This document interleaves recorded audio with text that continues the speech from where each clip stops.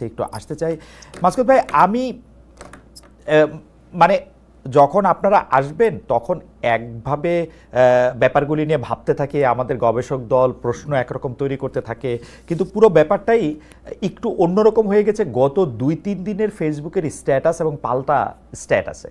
আমি যদি প্রথমে মাহফুজ আলম সাহেবকে ধরি, মাহফুজ আলম সাহেব প্রথমে একটি স্ট্যাটাস দিলেন যে তিনি একটি সার্কেলে সবাই দুর্নীতিগ্রস্ত, একজন শুধু বাদ থাকলে কি হবে, একটি নতুন দল। তিনি স্পষ্টত দুর্নীতির কিছু কথা বললেন, পরে আবার এটি চেঞ্জ করলেন।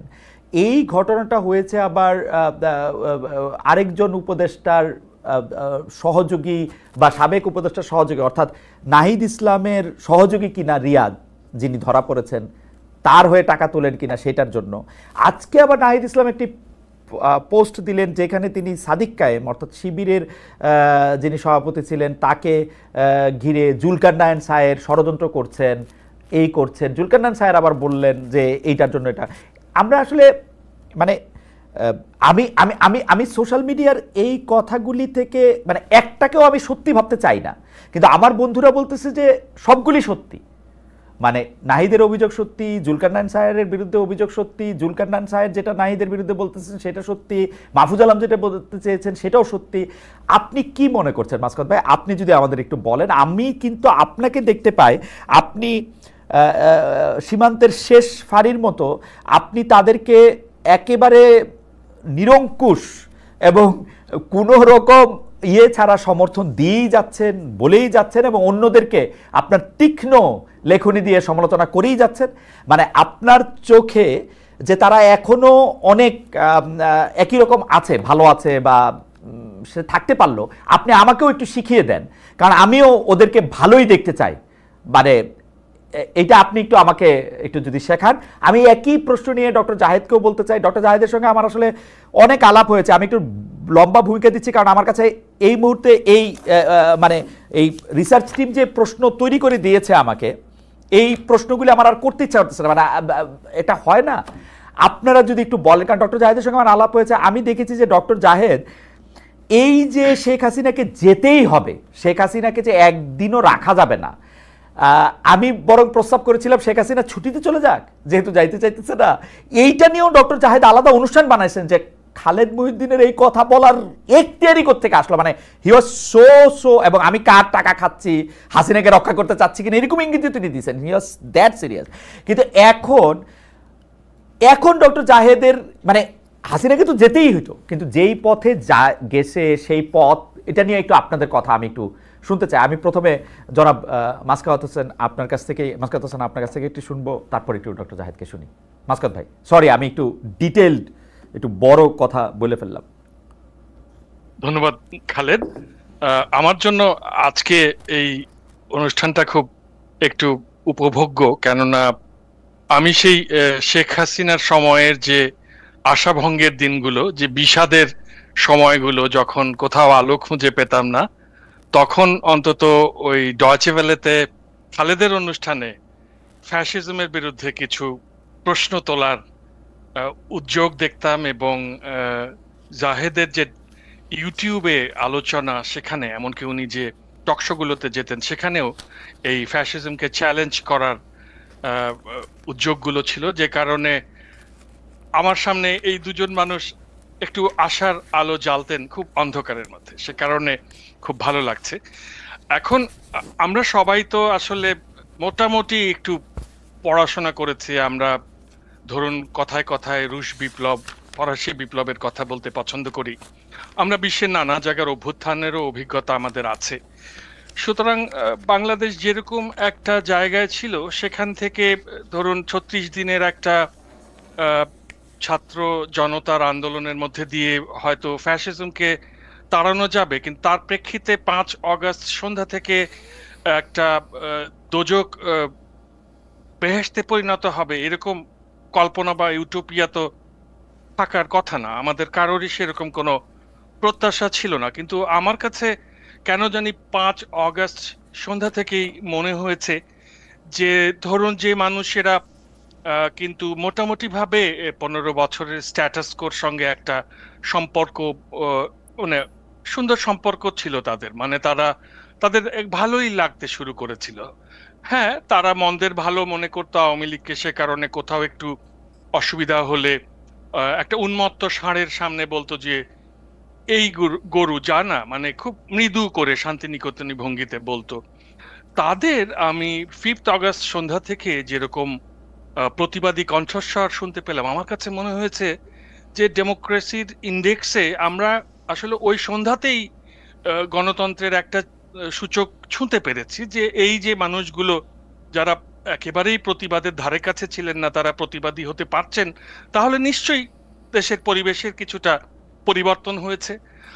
আর এখন এই ক্রেডিট গোজ টু হুম, এইটা নিয়ে বাংলাদেশে একটা সমস্যা আমাদের সব সময়ই রয়েছে। আপনি মুক্তিযুদ্ধের পরে দেখবেন যে এখানে কার কতটা অবদান তা নিয়ে নানান রকম জটিলতা তৈরি হয়েছে, আর এর ডিটেলে যাব না, আমরা জানি।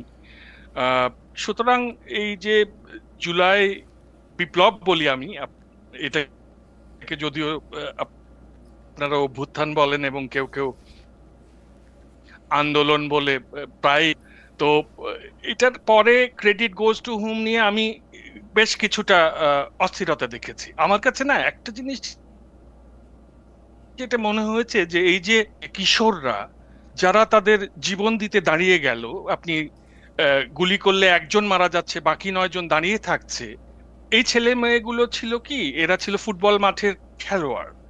আর গ্যালারিতে যারা ছিলেন তারা হঠাৎ 6th অগস্ট সকাল থেকে এসে ইতিহাস রচনা করতে শুরু করলেন, এবং সেখানে কার কতটুকু স্টেক ছিল সেটা কাঁটা চামচ দিয়ে কেটে কেটে নিতে শুরু করলেন। এই জিনিসটা না আমার কাছে শৈশব থেকে আপত্তিজনক লাগে। মানে এর মধ্যে কি ছোটবেলায় আমার অবশ্যই একটা প্রশ্ন আছে, এর মধ্যে কি ডক্টর ইউনূস এবং তার উপদেষ্টারা ইনক্লুডেড?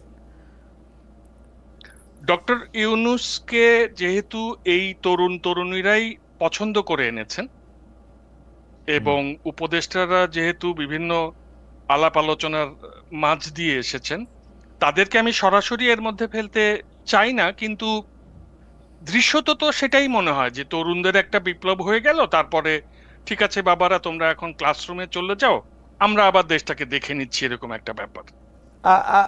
কিন্তু মাসকুদ ভাই, আপনি আমাকে ওই জায়গাটা একটু ধরায় দেন। আপনি তরুণদের বিপ্লব বা তরুণদের বিদ্রোহী হওয়ার অংশে আপনি ঠিকই বলছেন, মানে ওদের বিদ্রোহ, মানে আমরা এখানে যে 3 জন আসি, আমি গালিও খাই প্রতিদিন যে আপনারা 3 জন তো একই পক্ষের লোক। তো আমি আসলে একই পক্ষের লোক নিয়েই করি, আরেক পক্ষের লোক তো এখন পাওয়া মুশকিল, কারণ আমরা তো পুরো বাংলাদেশ একই পক্ষে ছিলাম। কিন্তু ওই তরুণরা যে বিপ্লবটা করলো, বিপ্লবটা আসলে কি জন্য করছিল? বিপ্লবটা কি করছিল হাসিনা যে 16 বছর ধরে দুঃশাসন চালাইলো, যেটার মধ্যে ওরা এসে এখন আমারে জিজ্ঞেস করে আপনি 16 বছর কই ছিলেন? এই 16 বছর কই ছিলেন মানে আমরা কথা কইতে কইতে মুখ দিয়ে, তখন ওরা একটাও আসে নাই। এবং হাসিনা যদি ভুল না কইরা ওই যে ওই কোর্টের ওই রিটটা অ্যাকসেপ্টেড না হইতো, চাকরি লইয়া ওগো একটা জিনিস না হয়তো, ওরা তো এইবারও আসতো না।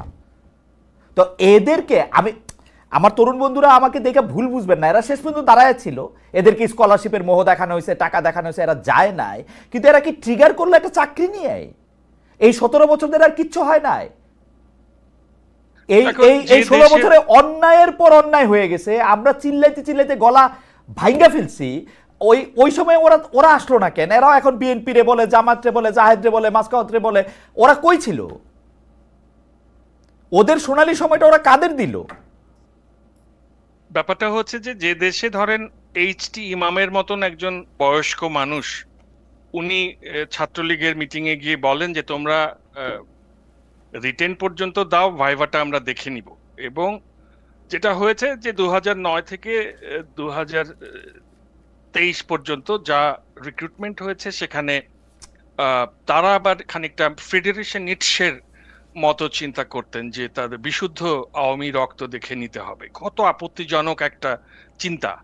তো সেই জায়গায় ধরুন আমাদের দেশের যে ছেলেমেয়েরা যাদের সাধারণ পরিবার থেকে আসে, যাদের সেরকম অ্যাফ্লুয়েন্স নেই, তাদেরকে তো একটা কিছু করে খেতে হবে। এবং সেইখানে আপনি জানেন যে বাংলাদেশের প্রাইভেট সেক্টর কতটুকুই বা বিকশিত হয়েছে, সেগুলো এখনো মুদি দোকানের মতন করেই চলে, যে মানে আপনি হায়ার অ্যান্ড ফায়ারের কোনো নিশ্চয়তা নাই। অন্যদিকে সরকারি চাকরি একটা চাকরি যেটা পেলে যেটার মধ্যে শেখ হাসিনারে 10 বার সালাম দেওয়া যায়, শেখ হাসিনারে 10 বার সালাম দেওয়া যায়। মাসকুদ ভাই, আমাদের দর্শকদের তো এগুলি জানা উচিত। এই সরকারি চাকরিটা আপনি করছেন, যখন মনে হয়েছে আর করতে পারবেন না, করবেন না, করেন নাই। আমি কিছুদিন করছি নালায়ক, জাহেদ ওইটার মধ্যে যাই নাই, এখন গিয়ে অগরে চাকরি দেয়, পরীক্ষা দেয়। সরকারের হইলো আমলা শাসন সব খারাপ, শুধু সরকারি চাকরিটা ভালো। এইটা হলো একজনের আন্ডারস্ট্যান্ডিং। যেই চাকরির মধ্যে গিয়ে আপনার 10 বার ওই ওই ওই প্রধানমন্ত্রীর স্লোগান দিতে হয়, ওই প্রধানমন্ত্রীর জন্য বই লিখতে হয়, ওটা ভালো। ওইটা হয়ে গেল বিকল্প। সে এস্টিমাম কইছে তো যে ছাত্রলীগ থেকে চাকরি দিব, স্বর্ণখনি তো না, ছাত্রলীগের জন্যই তো ওই চাকরি ঠিক আছে না। কিন্তু যে সমাজে দেখেন ব্রিটিশ সেরেস্তাদার বা মুন্সি হলে, বা ধরুন পাকিস্তানের কেরানি হলে, আপনি বাংলাদেশ আমলে এসে আপনাকে অভিজাত পরিবারের লোক বলা হচ্ছে।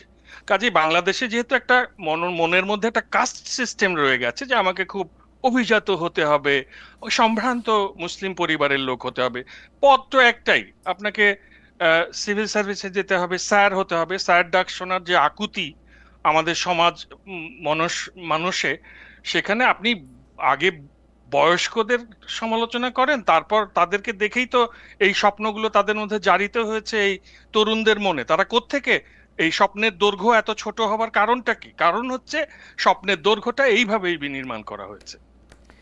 আচ্ছা মাসকুদ ভাই, এই পর্যায়ে আমি শুধু এই কথা বলি যে ঠিক আছে, তাও আমি ধরে নিলাম, মানে আমার মানে যে আন্দোলনটা যৌক্তিক ছিল, হঠাৎ করে আইসা 30% মুক্তিযোদ্ধার মানে পুত্রকন্যা পর্যন্ত না, সেটা পুত্রকন্যা বয়স মানে কি বলে জানি, পোষ্য কি এক শব্দ বাইর করছিল, পোষ্যরাও হবে, মানে যারা ইচ্ছা তারা হবে। এইটা এটা এটা এটা সাংঘাতিক একটা ডিসপ্যারিটি। এটা আমাদের সবারই এটা প্রতিবাদ করা উচিত। ওরা এটার ভিকটিম, ওরা তো করবেই, আমি এটা।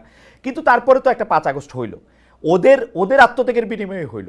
ওরা রাস্তায় থেকে গুলি খাইয়া একটা মহিলা আরেকটা না গিয়েই হইল। কিন্তু আসলে আমরা ধইতে দেখলাম এমন একটা জিনিস যেটা আমাদের মনের ইচ্ছায় ছিল, কিন্তু তারপরে কি হইল? মানে এই তো 1 বছর হয় নাই, আমরা কেন, মানে আপনি বাদে, আপনি এখনো ইমান ধরে রাখছেন, আমাদের ইমান নষ্ট হয়ে গেছে। এই ইমানটা নষ্ট হওয়ার মানে কি, মানে এই দোষ কি আমাদের? মাসকুদ ভাই যদি একটু বলেন যে মানে এই গত 1 বছরে আপনার যদি একটা রিপোর্ট কার্ড দিতে হয়, মানে কি হইতেছে আপনি আমার বলেন। মানে যেগুলো আমরা মুখ দিয়েও বাইর করতে চাই না, কিছু হইলে দেখেন পুরান বন্দোবস্ত এটা দেখায়। 2006 সাল পর্যন্ত ধরেন চাঁদাবাজিটাও যে লেভেলে ছিল, সেখানে একজন রাজনৈতিক কর্মী সারা জীবন চাঁদাবাজি করে এই 2-3 কোটি টাকা হলেই বাস যথেষ্ট। কিন্তু শেখ হাসিনার সময় এসে আপনার পিয়নের 400 কোটি টাকা, তারপরে আপনার নিজের মুখে সংবাদ সম্মেলনে বলে দিয়েছে সভাপতির 1000 কোটি টাকা। না বাসকাত ভাই, আমার 400 কোটি টাকাতে প্রবলেম নাই, এটা যে একটা গর্বের বিষয়, এটা যে একটা সংবাদ সম্মেলনে বলা যায়, এবং আমরা সাংবাদিকরা বৈশা বৈশা যে এটা আবার শুনলাম, মানে এইটা না একটা ডিস্টোপিয়ান ওয়ার্ল্ড, মানে এটা আসলে একটা স্বাভাবিক দুনিয়া ছিল না আসলে। ওটা নিজের মুখে এটা বলছে যে আমার পিওনেরই 400।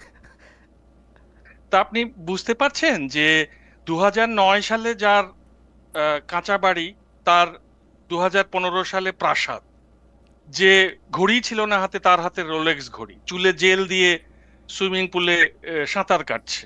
তো আপনি এই যে জীবন, সেটা তো তরুণদের, আমি বললাম না স্বপ্ন, ওই একটা হচ্ছে বিসিএস এর স্বপ্ন, একটা হচ্ছে চাঁদাবাজি করে কমিশন খেয়ে আপনার এরকম হেলিকপ্টারে চড়ার স্বপ্ন। এইটা তো সমাজের মধ্যে আসলে সমাজটা এমন ভাবে নষ্ট হয়ে গেছে, এটাকে আপনার তো রিপেয়ার করতে হবে। সব দোষ আপনি যদি তরুণদের উপরে দিয়ে দেন তাহলে কিন্তু হবে না। মাসকুদ ভাই, আমি আপনার কাছে আসবো, আমি শুধু প্রশ্নটা করে রাখি। হ্যাঁ, সমাজ নষ্ট হয়ে গেছে, নষ্টটা রিপেয়ার করতে হবে, তো রিপেয়ার করার জন্য আমরা নষ্টদের কাছেই দিব। আপনি এখনই তাকে নষ্ট বলে একদম, আমি 1 বছরের মধ্যে লেখা দিব যে এটা নষ্ট, এর চেয়ে বেশি প্রমাণ না দরকার। আমি তো বললাম আপনার ইমান অনেক শক্ত, এত শক্ত ইমান কোথায় পাইলেন আপনি? আপনি আমার এটা দেখেন, আমার ইমান ভাই, আপনি খালি উপদেষ্টাগুলির নাম বলেন, ওই যে কবিরা বলে না, থোকা থোকা নাম, একটা একটা করে আপনি নাম বলেন, একটা একটা করে আপনি কীর্তি বিবেচনা করেন, এবং এবং এবং আপনি ইউনূস সাহেবকে ইনক্লুড করে আপনি কীর্তি বিবেচনা করেন, কিন্তু একটা একটা করে আপনি বলেন। বইলা আপনি আপনার খাতায় যদি পাশ করে, সত্যি সত্যি আমি ধরে নিলাম যে আমিও এটারে পাশ করাই দিব, আপনার খাতা আপনি পাশ করাই দেন। মাসকাত ভাই, আমার মনে হয় আমরা একটু ডক্টর জাহেদকে শুনে আসছি। আচ্ছা আচ্ছা, আমরা একটু ডক্টর জাহিদকে শুনি। ডক্টর জাহিদকে আমি একই প্রশ্ন, একই আলোচনার জায়গায় যাইতে চাই। আমি এরপরেও যে শুধু লিখিত প্রশ্নগুলি করব, এই আলোচনাগুলি এখন আপনি করেন জাহিদ ভাই। ধন্যবাদ। আমি ওই মাসকাওয়াত ভাই কয়েকটা ইস্যু নিয়ে কথা বলেছেন, আপনি জিজ্ঞেস করেছেন, সেটা নিয়ে আমার কয়েকটা অপিনিয়ন একটু ছোট ছোট করে একটু আগে দিয়ে নেই। মানে ডক্টর ইউনূস যে ক্রেডিট দেওয়ার প্রশ্নে অন্য যারা করছে, কিন্তু আমাদের সবচেয়ে বড় অভিভাবক হিসেবে আমরা যাকে এনেছিলাম, ক্রেডিটের ব্যাপারে কিন্তু তিনি একটা খুব গুরুত্বপূর্ণ কাজ করেছেন এবং ইটস আ ব্লান্ডার। ওরা আমাদের নিশ্চয়ই মনে আছে, প্রথম ছাত্ররা নিয়োগকর্তা বলেছেন দ্যাটস ফাইন, ছাত্ররা তাকে ডেকেছেন, কিন্তু উনি ইউএনজিএ তে গিয়ে যেন মাহফুজ আলমকে, আমরা মাস্টারমাইন্ড শব্দটা কমনলি বলি, কিন্তু তিনি ব্যবহার করেছিলেন the brain behind the movement. তার মানে উনি দুটো কাজ করলেন। একটা, মুভমেন্টের পেছনে যদি ব্রেইন থাকে একজন, তার মানে ইট ওয়াজ আ প্ল্যান মুভমেন্ট। এই প্ল্যান মুভমেন্ট এটাও একটা খুবই ভয়ঙ্কর ইন্টারপ্রিটেশন। আমাদের এই দেশ সম্পর্কে ডক্টর ইউনূসের আসলে খুব ধারণা নেই, আই এম সরি এভাবে বলার জন্য। শেষ মুহূর্তে ওনাকে যদি শেখ হাসিনা খুবই হয়রানি না করতেন, উনি গ্লোবাল পার্সোনালিটি, উনি সারা দেশ বিদেশ ঘুরে বেরিয়েছেন, বিভিন্ন গুরুত্বপূর্ণ জায়গায় গেছেন, কিন্তু ওনার উচিত ছিল এই খবরগুলো নেয়া। ওনাকে কেউ ফিট করেছে, ফর গড সেক, এবং কে ফিট করেছে সেটাও বলতে পারি, it's a public document. Press secretary উনি 8 অগস্ট মাহফুজ আলমের সাথে একটা ছবি দিয়ে clearly brain behind the movement কথাটা লিখেছেন, এবং কিভাবে মাহফুজ আলম একা এই জিনিসটা অর্গানাইজ করেছে, ওই স্ট্যাটাসটা এখনো আসছে, আশা করি যে কেউ দেখতে পারেন। সো এই ঘটনাগুলো ঘটেছে, এবং এই ঘটনাগুলো ঘটাটা আসলে প্রবলেম তৈরি করেছে, এবং উনি নিশ্চিতভাবেই একজন কিভাবে কৃতিত্ব দিলেন এই মুভমেন্টে, কিভাবে হলো, কিভাবে একটা চাকরির জন্য মুভমেন্ট এই জায়গায় এসে ঠেকলো, ওনার এগুলো জেনে শুনে সবকিছু তথ্য নিয়ে আসলে বলা উচিত ছিল, এবং উনি যখন ওই জায়গায় দাঁড়িয়ে কথাটা বলেন, এটা সংকট তৈরি করে। নাম্বার 2 হচ্ছে তাদের উপরে যে এক্সপেকটেশনের কথা। খালেদ ভাই প্রশ্ন করেছিলাম, ওদের সোনালী সময়টা কাকে দিল। আচ্ছা, আমি ওই বিসিএস পরীক্ষা প্রসঙ্গে বলি, এটা নিয়েও প্রচুর শোরগোল হচ্ছে, আমি কেন ওখানে গেছি ইত্যাদি ইত্যাদি। যাই হোক, আমার এক্সপেরিয়েন্সের কথা যদি বলি, এটা যে কেউ জানেন, আমি এই এক্সপেরিয়েন্সের কথা বলার সূত্রেই ওই তথ্যটা দিয়েছিলাম। সবার চয়েস একদম ইনভেরিয়েবলি, 1 হচ্ছে প্রশাসন, 2 হচ্ছে পুলিশ, আর 5% হবে না, 1-2% হবে ফরেন ক্যাডার ফার্স্ট। আচ্ছা, আমরা খেয়াল করি, আমি এই দুটো ক্যাডারকে আবার বিসিএস এর সব চাকরি থেকে আলাদা করতে চাই, কারণ এই দুটো ক্যাডারই শেখ হাসিনাকে অবৈধভাবে ক্ষমতায় রেখেছিল। খেয়াল করুন, প্রশাসন, আমি তার মানে তারা এমন একটা চাকরির পার্ট হতে চেয়েছে যে রিটার্নিং অফিসার বা অ্যাসিস্ট্যান্ট রিটার্নিং অফিসার হিসাবে রাতের ভোট করেছিল শেখ হাসিনার জন্য, যে শেখ হাসিনার হয়ে পিটিয়ে, গুম করে, খুন করে শেখ হাসিনা ক্ষমতায় রেখেছে পুলিশ ক্যাডারে।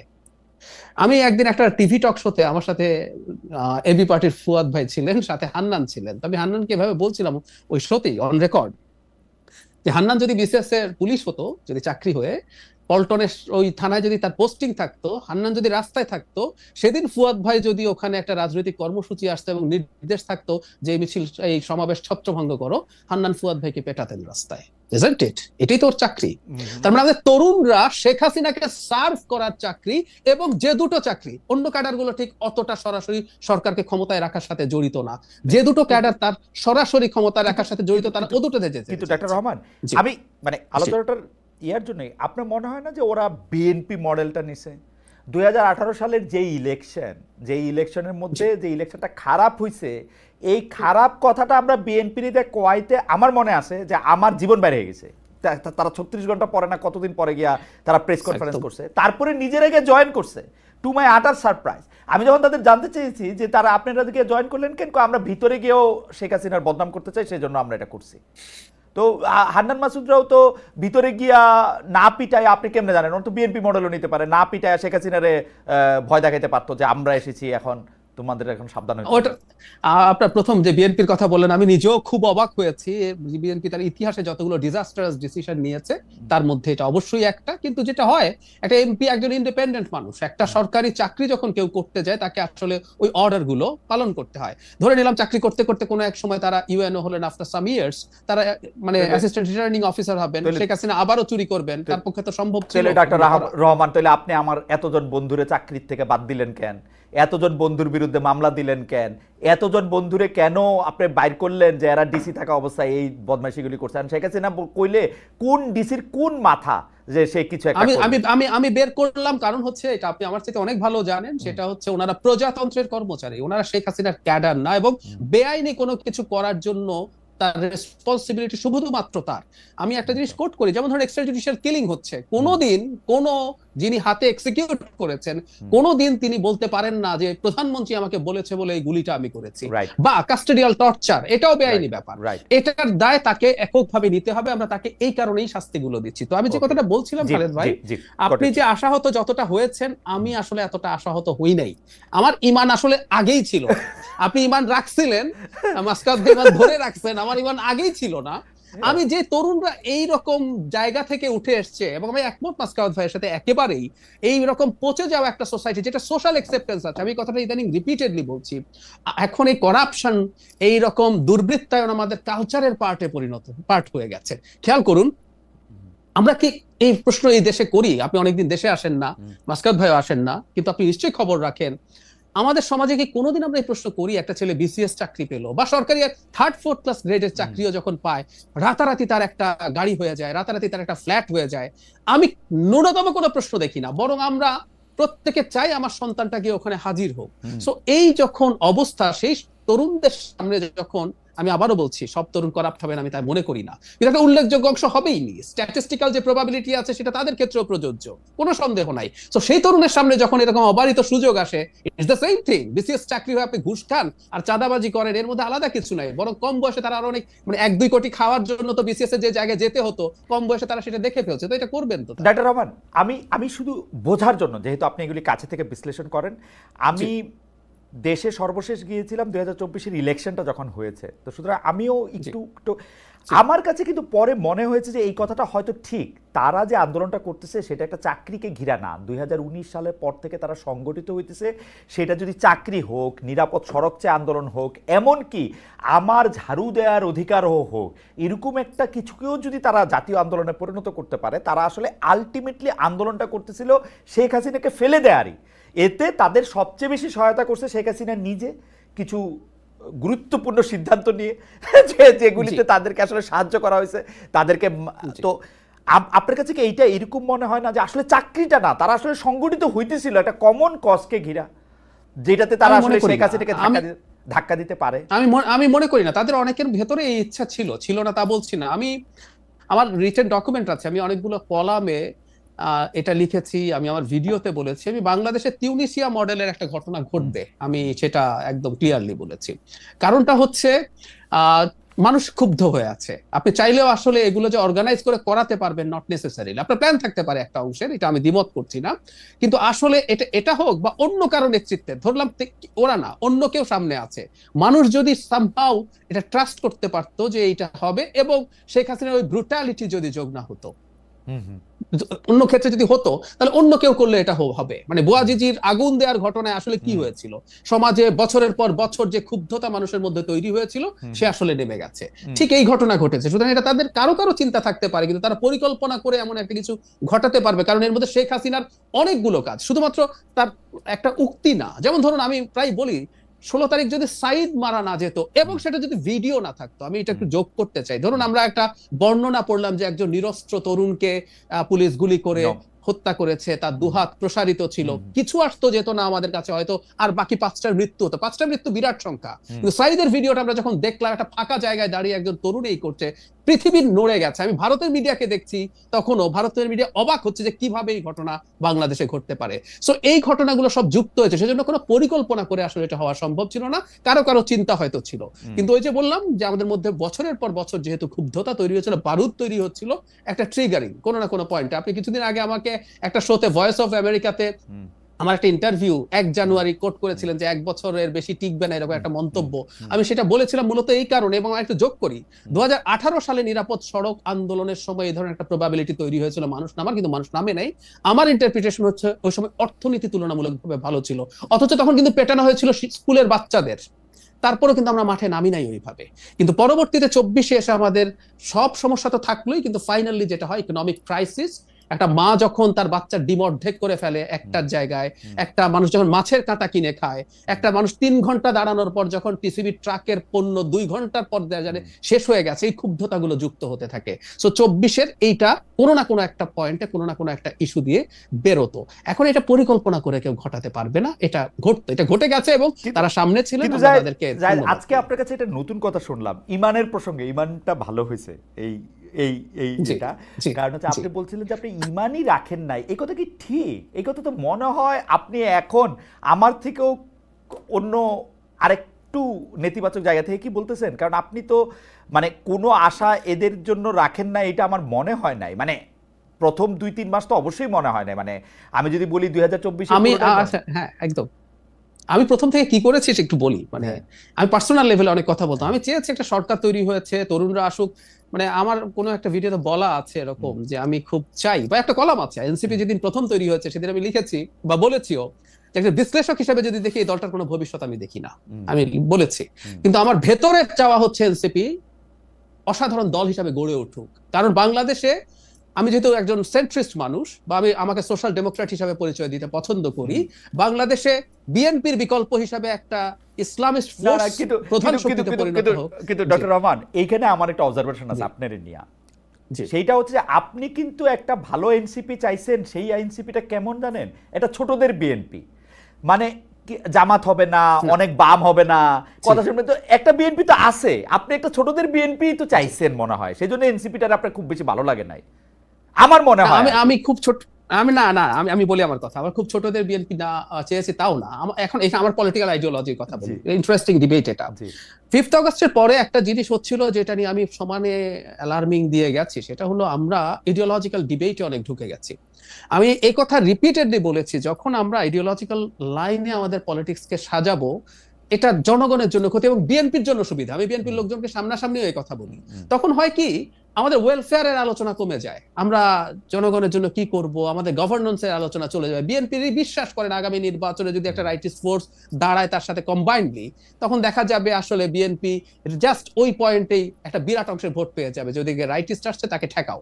পরবর্তী নির্বাচনেও যদি বিএনপি গুড গভর্নেন্স না দেয়, করাপশন করে, ভালো নির্বাচনের কথাই বলছি, মানুষ মনে করবে বিএনপিকে ভোট দাও। আমার মনে হয়েছিল এই ইডিওলজিক্যাল ডিবেট গুলো সরিয়ে রেখে, যেমন মধ্যপন্থা, সেন্ট্রিস্ট পলিটিক্স তো একটা স্পেকট্রাম, কেউ যদি সেন্টার লেফট হয়, কেউ সেন্টার রাইট হোক, বা কেউ লিবারেল হোক, সেটাও একটা স্পেকট্রাম। সবাইকে আবার হুবহু একই হইতে হবে তা তো না। না, কিন্তু ডক্টর জাহেদ, এটা একটা ইন্টারেস্টিং, মানে আপনি আপনার একটু খেয়াল করেন, আজকে না হইলো 5 বছর পরে খেয়ালটা কিরকম।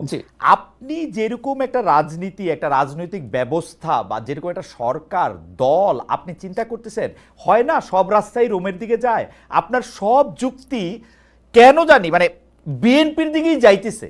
মানে বিএনপি যেরকম, মানে এইটা এই যে মাসকাত ভাই হাসতেছেন, হাইসা জাহেদ ওইটা হাসছে, কিন্তু কিন্তু আপনি খেয়াল করে দেখেন, আপনি ডক্টর জাহেদ রহমান আর জনাব তারেক রহমান হওয়ার কথা ছিল না। এটা হওয়ার কথা ছিল যে ডক্টর জাহেদ রহমান যে চাপটা আসলে সরকারের উপরে রাখতেছেন, আমি সক্রেটিসের কথা ধার করে কইতে চাই যে সে ডাস পোকার মতো, বা সক্রেটিসের কথা বলে অন্য তার ছাত্ররা যে কথা বলছে সেইটা না হইয়া বরং এটা যেন বিএনপিরই একটা বিনির্মাণ করতেছে, এটা আমার মনে হয় এবং অনেকের মনে হয়। অনেকের আরো কি মনে হয় জানেন ডক্টর জাহেদ? অনেকের মনে হয়, আরো মনে হয় হচ্ছে ডক্টর জাহেদ, আপনি যে এখন বিসিএস ভাইবা নিতেছেন, আপনিও কোনো না কোনো ভাবে একটা লোক যথেষ্ট পরিমাণে বিএনপি কিনা, মানে সেটা কিন্তু বিএনপি না, আপনার মনে কিছু প্যারামিটার আছে।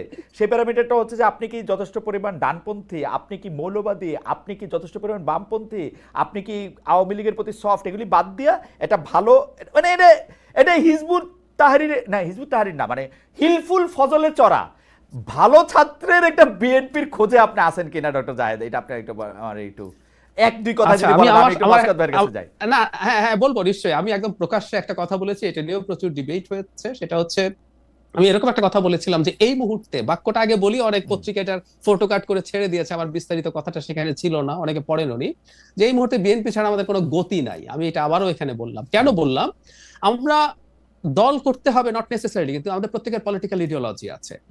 আমি রাজনীতিকে কেমন দেখতে চাই, বাংলাদেশের ভবিষ্যৎ কার হাতে থাকুক আমি চাই, সেটা নিয়ে আমার একটা চিন্তার জায়গা আছে। আমি যদি গ্রোসলি এটুকু বলি সহজভাবে বোঝার জন্য, আমি যদি একজন সেন্ট্রিস্ট মানুষ মনে করি, বাংলাদেশে এই মুহূর্তে উল্টো দিকে আরেকটা রাইটিস্ট ফোর্স, আমি একদম এক্সট্রিম রাইটের কথা বলছি না, যে রাইটিস্ট ফোর্স গুলো, এটা নিয়ে আমার ডিবেট আছে, আমি সময় থাকলে বলবো, এটা নিয়ে আলাপটাও করছি, যারা কনস্টিটিউশনাল পলিটিক্স করে, ধরুন আমি নাম বলছি জামায়াতে ইসলামী, ইসলামী আন্দোলন, যারা কনস্টিটিউশনাল পলিটিক্স করে বলে দাবি করে বলছি, আমি পরের সুযোগে এটা নিয়ে কথা বলবো, যে তারা আবার শরিয়ার কথাও বলে কায়েম করবেন, কোনো মানব রচিত আইন থাকবে না বলছেন, সেটা আবার কিভাবে ফিট ইন করে, যে ডিফারেন্ট ডিবেট।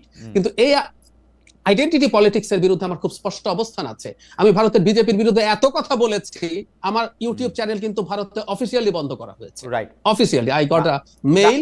সো আমার একটা নীতিগত অবস্থানের জায়গা আছে, এমনকি আওয়ামী লীগের বাঙালি জাতীয়তাবাদ, আমি প্রথম আলোতে কলাম লিখেছি যে আমরা বলছি যে বাঙালি জাতীয়তাবাদ দিয়ে আমরা আমাদের বিভেদ ছড়াতে পারবো, আমি বলছি স্টিল এটা একটা আইডেন্টিটি এবং এটা অন্যকে এক্সক্লুড করে। সেই কারণে আমি মনে করছি শর্ট টার্মে আমরা যারা মধ্যপন্থী মানসিকতার মানুষ, সেই কারণে আমার মনে হয় এই বিএনপি ছাড়া শর্ট টার্মে একটা অল্টারনেটিভ আমি যেরকম চাই তৈরি হওয়ার আগ পর্যন্ত this is the only option আমার মনে হয়। আপনার মধ্যপন্থা এবং বিএনপি নিয়ে মানে এটা হয় কি, মানে ঠিক টেলিভিশন লাইভ আলোচনার বাদে আমরা যদি দর্শকদের উপস্থিতিতে এইটা নিয়ে আমার আপনার এই স্পেসিফিক কিছু কথা বলার আছে, আপনারই শুধু না, মানে বিএনপি মধ্যপন্থার দল কিনা, বিএনপি আসলে বাংলাদেশকে কোথায় নিয়ে যাবে, একটা মধ্যপন্থার দলের বাংলাদেশে প্রয়োজনীয়তা এবং এটা নেতৃত্ব আসলে বিএনপি দিতেছে কিনা, কেন এনসিপি এর থেকে দূরে সরতেছে, আমাদের কখনো সুযোগ হলে আমরা একটা দর্শকদের মানে একটা থিয়েটার, এটা নিয়ে আমার কিছু প্রশ্ন আছে। আমি একটু মাসকাত ভাইয়ের কাছে যেতে চাই, তো মাসকাত ভাইয়ের কাছে যাওয়ার আগে আমি দর্শকদের কাছে একটু জানতে চাইছিলাম একটা প্রশ্ন, সেটা হচ্ছে এরকম যে রাষ্ট্রীয় স্বীকৃতির পক্ষে থাকলেও জুলাই সনদ ও ঘোষণাপত্র সংবিধানে যুক্ত করার বিপক্ষে বিএনপি। প্রিয় দর্শক, আমরা কেন এই যে এনসিপিকে কখনো সাংঘাতিকভাবে আমাদের মনে হইতে থাকে যে একটা দলের পক্ষে, মানে এটা যদি জামাতে ইসলামী হয় বা ইসলামী পন্থী একটা রাজনীতি হয় সেটার দিকে তারা অনেক বেশি ঝুঁকে আসে, যদি এটা হেফাজতে ইসলামী হয় তাদের লোক ওইখানে গিয়ে আসে, তারা এটা সেটা বলতেছে সবগুলি জায়গায়। আবার কখনো কখনো তাদের দলের আহ্বায়ককে আপনি চিন্তা করে দেখেন, আজকে নাহিদ ইসলামের যখন উনি ফেসবুক স্ট্যাটাসটা দিয়েছেন তখন বোধহয় খুব সকাল হয় না আমার এখানে, আমি এখন ঠিক মনে করতে পারছি না আমি কখন স্ট্যাটাসটা দেখলাম, আমার মনে হয় আমি খুব সকালেই দেখছি। আমি খুবই চিন্তা করতে থাকলাম যে নাহিদের মতো বিচক্ষণ একজন রাজনীতিবিদ কেন সাদিক কায়ুম সমন্বয়ক নন, কেন শিবিরের ক্রেডিট এখানে ছিল না, এইটা এরকম ওনাকে এত বেশি করে লিখতে হচ্ছে। আপনি কি এই জায়গার আইডেন্টিটিটা আমাদের একটু বুঝাই দিবেন, মানে এনসিপিকে আসলে কি প্রমাণ করতে হইতেছে? এই জিনিস কিন্তু মাহফুজকে দিয়েও আমরা দেখছি, হাসনাত আবদুল্লাহ সাহেবকে দিয়েও দেখছি, সার্জিস আলম সাহেবকেও দিয়ে দেখছি, মানে আপনি জানেন, মানে আমাদের দর্শকরাও জানেন, আপনি যদি একটু আমাদের বলতেন যে এই আইডেন্টিটিটা কি আসলে এনসিপি বুঝাইতে চাইতেছে দর্শকদের। আমি একটু দর্শকদের আগ্রহের জায়গা বলে রাখি, দর্শকদের মূল আগ্রহ কিন্তু এনসিপির দুর্নীতি, এনসিপির লোকজন, বিশেষ করে আসিফ মাহমুদ, সজীব ভুঁইয়ার বাবা, তারপরে হচ্ছে তারা কত টাকা চাঁদা টাদা নিল, এগুলি টেগুলি নিয়ে। কিন্তু আমি মনে করি যে এই ব্যাপারগুলি আমার জানার আগ্রহ আছে, আমার যারা দর্শক আছে তাদেরও জানার আগ্রহ আছে এনসিপির আইডেন্টিটিটা আসলে কি, বা তারা আইডেন্টিটিটা প্রমাণ করার জন্য কি কি করতেছে। ব্যাপারটা হচ্ছে যে গত বছর বৈষম্য বিরোধী আন্দোলনের সময় মোটামুটি 16 জুলাই থেকে আমি একটু ফলো করছিলাম ভারতের কয়েকটা মিডিয়াকে, তো সেখানে ওই 16 জুলাই সন্ধ্যা থেকেই দেখা গেল যে ভিনা সিক্রির মতো থিঙ্ক ট্যাঙ্করা তারা বলতে শুরু করলেন যে এটা উগ্রপন্থীদের আন্দোলন, এটা ডানপন্থীদের আন্দোলন, এটা মৌলবাদীদের আন্দোলন, এখানে অনেক জঙ্গি এবং জিহাদি ঢুকে পড়েছে। তো ওই যে একটা ন্যারেটিভ, ওই ন্যারেটিভকে আপনার মোটামুটি ভাবে আমাদের দেশের সোশ্যাল মিডিয়ায় সমর্থন করার লোকেরও অভাব ছিল না, যারা রোদ ঝড় বৃষ্টিতে শেখ হাসিনার সঙ্গে থাকতে চেয়েছেন এবং যারা ওই রকম গোলাগুলির মধ্যে, রক্তপাতের মধ্যে ঢাকা বিশ্ববিদ্যালয় ক্যাম্পাসে কৃষ্ণচূড়ার ফুল ফুটতে দেখছিলেন। তো এখন যেটা হয়েছে যে প্রথম আপনি খেয়াল করেছেন যে বিএনপিতে খুবই আধুনিক লোকজন, হ্যাঁ, আমরা ছোটবেলা থেকে দেখছি খুব ক্লিন শেভড স্মার্ট লোকজন, স্মার্ট অ্যাটায়ারের লোকজন, তারা বিএনপি করেন। কিন্তু আপনার আওয়ামী লীগের যে কালচারাল উইংটি রয়েছে তারা বিএনপিকে প্রথম থেকে, আমার তো 90-এর গণঅভ্যুত্থানের পরে যারা ক্ষমতায় এলো, আপনি দেখবেন যে খুব দ্রুততার সঙ্গে তাদেরকে একটি ডানপন্থী দল, একটি ইসলামপন্থী দল, একটি পাকিস্তানপন্থী দল এই গান শুরু করে দিল। এবং এই চোটপাটটা বিএনপির সঙ্গে তাদের চলেছে মোটামুটি ভাবে আপনার কিন্তু এই গত বছর জুলাইয়ের আন্দোলনটা শুরু হবার পর। কিন্তু যেহেতু এই ছেলে মেয়েরা তার পতন ঘটিয়েছে আওয়ামী লীগের, ফাইনালি এসে তাহলে সে তখন বিএনপি থেকে শিফট করে তার ওই ডিফেমেশনটা চলে গেছে তখন এই ছেলে মেয়েদের উপর। তারা যখন এনসিপি গড়েছে তখন এই এনসিপি কে আগে যেরকম বিএনপি কে তারা বলে দিত ডানপন্থী ইসলামপন্থী এই সেই, একে ওইভাবে রাঙিয়ে দিতে চেষ্টা করছে। এটা আসলে জাস্ট রং না করে আপনার দেয়া, কাছে বার্নিশ করে দেয়া। মাসকুদ ভাই আপনার কাছে মনে হচ্ছে না যে এই রং দেওয়ার ক্ষেত্রে তারা নিজেরা নিজেদেরকে হেল্প করতেছে? তাদের কথাবার্তা মুক্তিযুদ্ধ নিয়ে, তাদের কথাবার্তা চেতনা নিয়ে। আওয়ামী লীগ চেতনা বিক্রি করছে, তো তোর মুক্তিযুদ্ধের সাথে কি? আওয়ামী লীগ একটা খারাপ কাজ করছে, মানে আপনি দেখেন, আপনি যে রঙের কথা কইতেছেন যেটা আওয়ামী লীগের লোকজন দিতেছে, তারা তো নিজেরা সেই রঙে রঙিন হওয়ার জন্য তারা 3 গুণ ব্যস্ত হয়ে আছে। মানে আপনি খালি তাদের বয়ানগুলি দেখেন, মানে আওয়ামী লীগ লাগে না তো, তারা নিজেরা নিজেদেরকে যে রং দিচ্ছে সেইটারে আপনি খালি দেখেন। আপনি খেয়াল করে দেখেন যে বাংলাদেশে মুক্তিযুদ্ধে 30 লাখ মানুষ মারা গেছেন, 2 থেকে 4 লাখ নারী নির্যাতিত হয়েছেন, 1 লাখ মানুষ শরণার্থী হয়েছে, যাদের মিলিটারি পৌঁছাতে পারে এরকম এলাকা থেকে আরো ভিতরে গ্রামের মধ্যে চলে গেছে মানুষ। সেইভাবে আপনি যদি দেখেন, আপনি দেখবেন যে বাংলাদেশের প্রতিটি পরিবারেই মুক্তিযুদ্ধের স্মৃতি রয়েছে। কিন্তু সেইখানে দেখা গেল যে আওয়ামী লীগ মুক্তিযুদ্ধের যারা সম্মুখ সমরে ছিল সেরকম নেতারা আপনি দেখবেন পরবর্তীতে বিএনপিতে বেশি পাবেন আপনি। অবশ্যই একটুখানি রাইট, এটা আমি বিশ্রামে বিধ্বস্ত এটা ফ্যাক্ট, লোকজন এটা লোকেরা দেখবেন যে আওয়ামী লীগে আছে, কিন্তু কি মুক্তিযুদ্ধের চেতনাটাকে তারা খুব আপন এবং গভীর করে নিল এবং এটার একটা মালিকানা তারা নিয়ে নিল। কারণ হচ্ছে এটা মালিকানা আর কেউ নিল না। যে মালিকানা কে নেয়নি আপনি বলেন তো?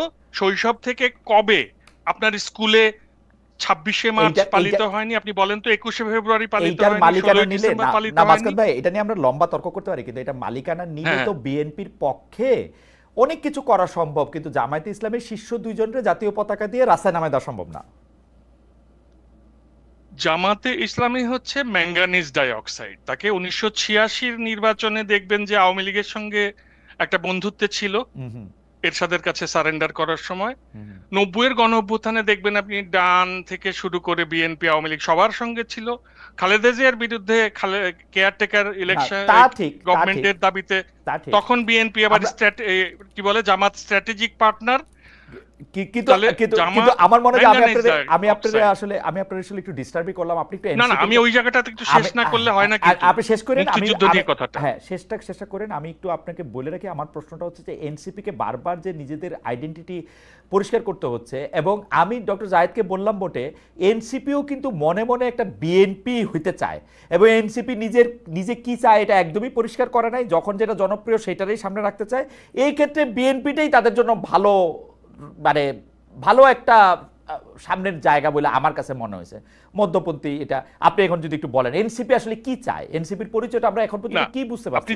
আপনি যে ডিফেম করছেন, মানে ডিফেম আপনি করছেন না, মানে অন্যরা যে করছে এনসিপি কে যে তারা মুক্তিযুদ্ধের বিপক্ষে, তারা মোটেই মুক্তিযুদ্ধের চেতনার বিপক্ষে না। যে মুক্তিযুদ্ধের চেতনা তাদের জীবনে একটা অত্যাচারের, নির্যাতনের, নিগ্রহের টুল হিসেবে এসেছে, তাদের জীবনে যে বাস্তবতাটা আপনার আমার জীবনের বাস্তবতাটা কিন্তু সেটা এক না। ওকে আপনি চিন্তা করেন রাজাকারের নাতিপুতি বলে দিচ্ছে, এটা তো প্রধানমন্ত্রী বলেছেন। এই কথা তাদেরকে 15 বছর ধরেই শুনতে হয়েছে, শৈশব থেকেই শুনছে যে আপনি আওয়ামী লীগের সঙ্গে কোনো ব্যাপারে সহমত পোষণ না করলেই আপনি রাজাকার। তো এই তিক্ততা থেকে তারা ওই মুক্তিযুদ্ধের চেতনাকে আমরা যেভাবে ফিল করি ওভাবে করতে পারবে না, কারণ মুক্তিযুদ্ধের চেতনাকে সে দেখেছে নিগ্রহের টুল হিসেবে ব্যবহৃত হতে। কাজেই ওইভাবে তাদেরকে জাজ করে ফেলা, এটা আমার মনে হয় যে আমাদের সময় দিতে হবে।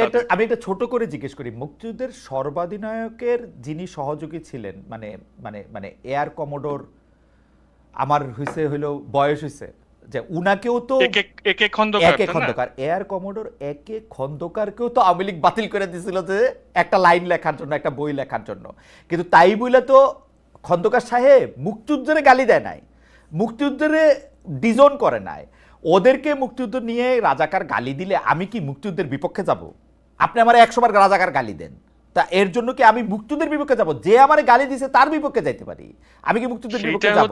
সেটা পরিণত মানুষের চিন্তা, এবং যাকে গণরুমে নির্যাতিত হতে হয়নি, যার আবরারের মতো হত্যাকাণ্ড যার বন্ধুর জীবনে ঘটেনি তারা এটা বলতে পারবে, আমি আপনি কিন্তু ওইটা বলতে পারছি, কারণ আমাদেরকে এই এই তিক্ততার মধ্যে দিয়ে যেতে হয়নি, ওকে, ওরা যে তিক্ততার মধ্যে দিয়ে গেছে। আমি এটা মানলাম। তাহলে কিন্তু আপনি যদি পরিচয় মানে রাজনৈতিক আদর্শের জায়গা থেকে আপনি বলেন, আপনার কাছে কি এটা মনে হয় এনসিপি একটি বিএনপি হয়ে উঠতে চাচ্ছে, একটি মডার্ন বিএনপি? আপনাকে একটা কথা বলি, আমি আপনি দুজনই তো জার্মানিতে ছিলাম। জি। জার্মানির সমাজে আপনি কালচারাল ওয়ার দেখেছেন? এই যে বাংলাদেশে যেরকম সারা দিন কালচারাল ওয়ার হয়, কে বামপন্থী, কে ডানপন্থী, কে দক্ষিণপন্থী, কে উত্তরপন্থী, কে নকশি পাঞ্জাবি পরে ঘুরছে, কে দাড়ি টুপি নিয়ে ঘুরছে, কে হিজাব পরেছে, কে কুচি দিয়ে শাড়ি পরেছে, এসব আলোচনা আপনি জার্মানিতে দেখেছেন? না। এই যে আপনার অবস্থান স্পষ্ট করুন। কেন? আমি তার কাজে কর্মের মধ্যে দিয়েই দেখব যে সে কিভাবে যাচ্ছে, তার অবস্থানটাকে চিহ্নিত হতে দাও। এরা মধ্যপন্থী হবে, এরা মধ্যপন্থীই হবে, না। এটা তো বোঝাই যাচ্ছে। কিন্তু মাসকুদ ভাই, আপনি কি ঠিক আমার আমের তুলনা দিলেন নাকি আমার আপেলের তুলনা দিলেন? আমি ভালো বুঝতে পারলাম না, মানে আমার অজ্ঞতা ক্ষমা করবেন। কারণ হচ্ছে যে পোশাক আশাকে আপনি মননে আপনি এখন দস্তয়েভস্কি পড়েন নাকি তলস্তয় পড়েন নাকি ইয়া পড়েন, সেইটা আপনি লুকাবেন নাকি আপনি রাখবেন, ওই আলোচনা বা চর্চা এখানে হয় না। কিন্তু যে আপনার প্রিয় ক্রিশ্চিয়ান ডেমোক্রেটিক ইউনিয়ন, সে কিন্তু বলে সে কি চাইতেছে। আপনি মেরকেলকে নিয়ে বহু লেখা আগেও লিখছেন, পরেও লিখছেন, এখনো হয়তো লিখবেন। ও কিন্তু ওর অবস্থান পরিষ্কার করছে। কেন সিডিইউ আইসা সে 15 বছর এখানে থাকতে পারলো, সেগুলি নিয়েও আপনার লেখা আছে। আমি শুধু জানতে চাই যে ভাই এনসিপি, আমি সাধারণত মানে আমি যদি এখন তোমার সমর্থন দিতে চাই, তোমার ভোট দিতে চাই, তোমার সামনে আদর্শটা কি, ওরে আমি জিজ্ঞেস করলে ও এই কথাটা কইতে পারে না যে আপনি কি মনে করেন কি না রমজানে একটা লোক হোটেলে খাইতে থাকলে তারে মাইর দেওয়া উচিত নাকি তারে কি করা উচিত, এই কথাটাও কইতে পারে না যে না এটা খারাপ। ও একটা কথা কইতে পারে না যে একটা মেয়ের পোশাক, ওনাকে কমিশন করে মেয়ের পোশাক পরাইবো, তো ওরে আমি কি বুঝবো? মানে ওই কি আসলে আবার পরে আবার অনেক প্রগতিশীল কথা বলে, মুক্তিযুদ্ধের নাকি ওরাই সবচেয়ে বেশি ধারণ করে, তো এইটা বলে। তো আমি বুঝবোটা কি? মানে আমার অনেক ইমান আমি রাখতে চাই আসলে, কিন্তু এটা আমি কি রাখবো, মানে কোথায় গিয়ে দাঁড়াবো আমি? আজকে জামাত ইসলামেরই গালি দেয়, পরশু কোলে নিয়ে রাখে, তরশু দিন তার পিছে হাঁটে, তারপরের দিন আবার আরেকটা কথা, আমি কি বুঝবোটা কি? আমার মনে হয় যে জেনজি তারা এরকমই। হ্যাঁ, তাদের আপনার ওই আমাদের সময় যেরকম একটা কাঠামোর মধ্যে একজনকে ঢোকানো যেত, এই প্রজন্মকে ওইভাবে আপনি একটা কাঠামোর মধ্যে ঢুকাতে পারবেন না।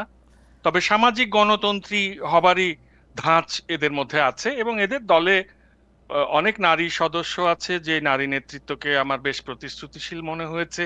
এবং প্রতিদিনই তো এদেরকে আপনার ওই সমাজের নানান জিজ্ঞাসার মুখোমুখি হতে হচ্ছে, এবং এরা যেহেতু আপনার ওই প্রচলিত আমাদের সমাজের প্রচলিত প্রগতিশীলতার সংজ্ঞার সঙ্গে মিলছে না, সেই কারণে তাদেরকে প্রগতিশীলতার পৈতেটা পড়ানো যাবে নাকি তাদেরকে আমরা ডানপন্থী বলে আদারায়ন করে দেব, অপরায়ণ করে দেব?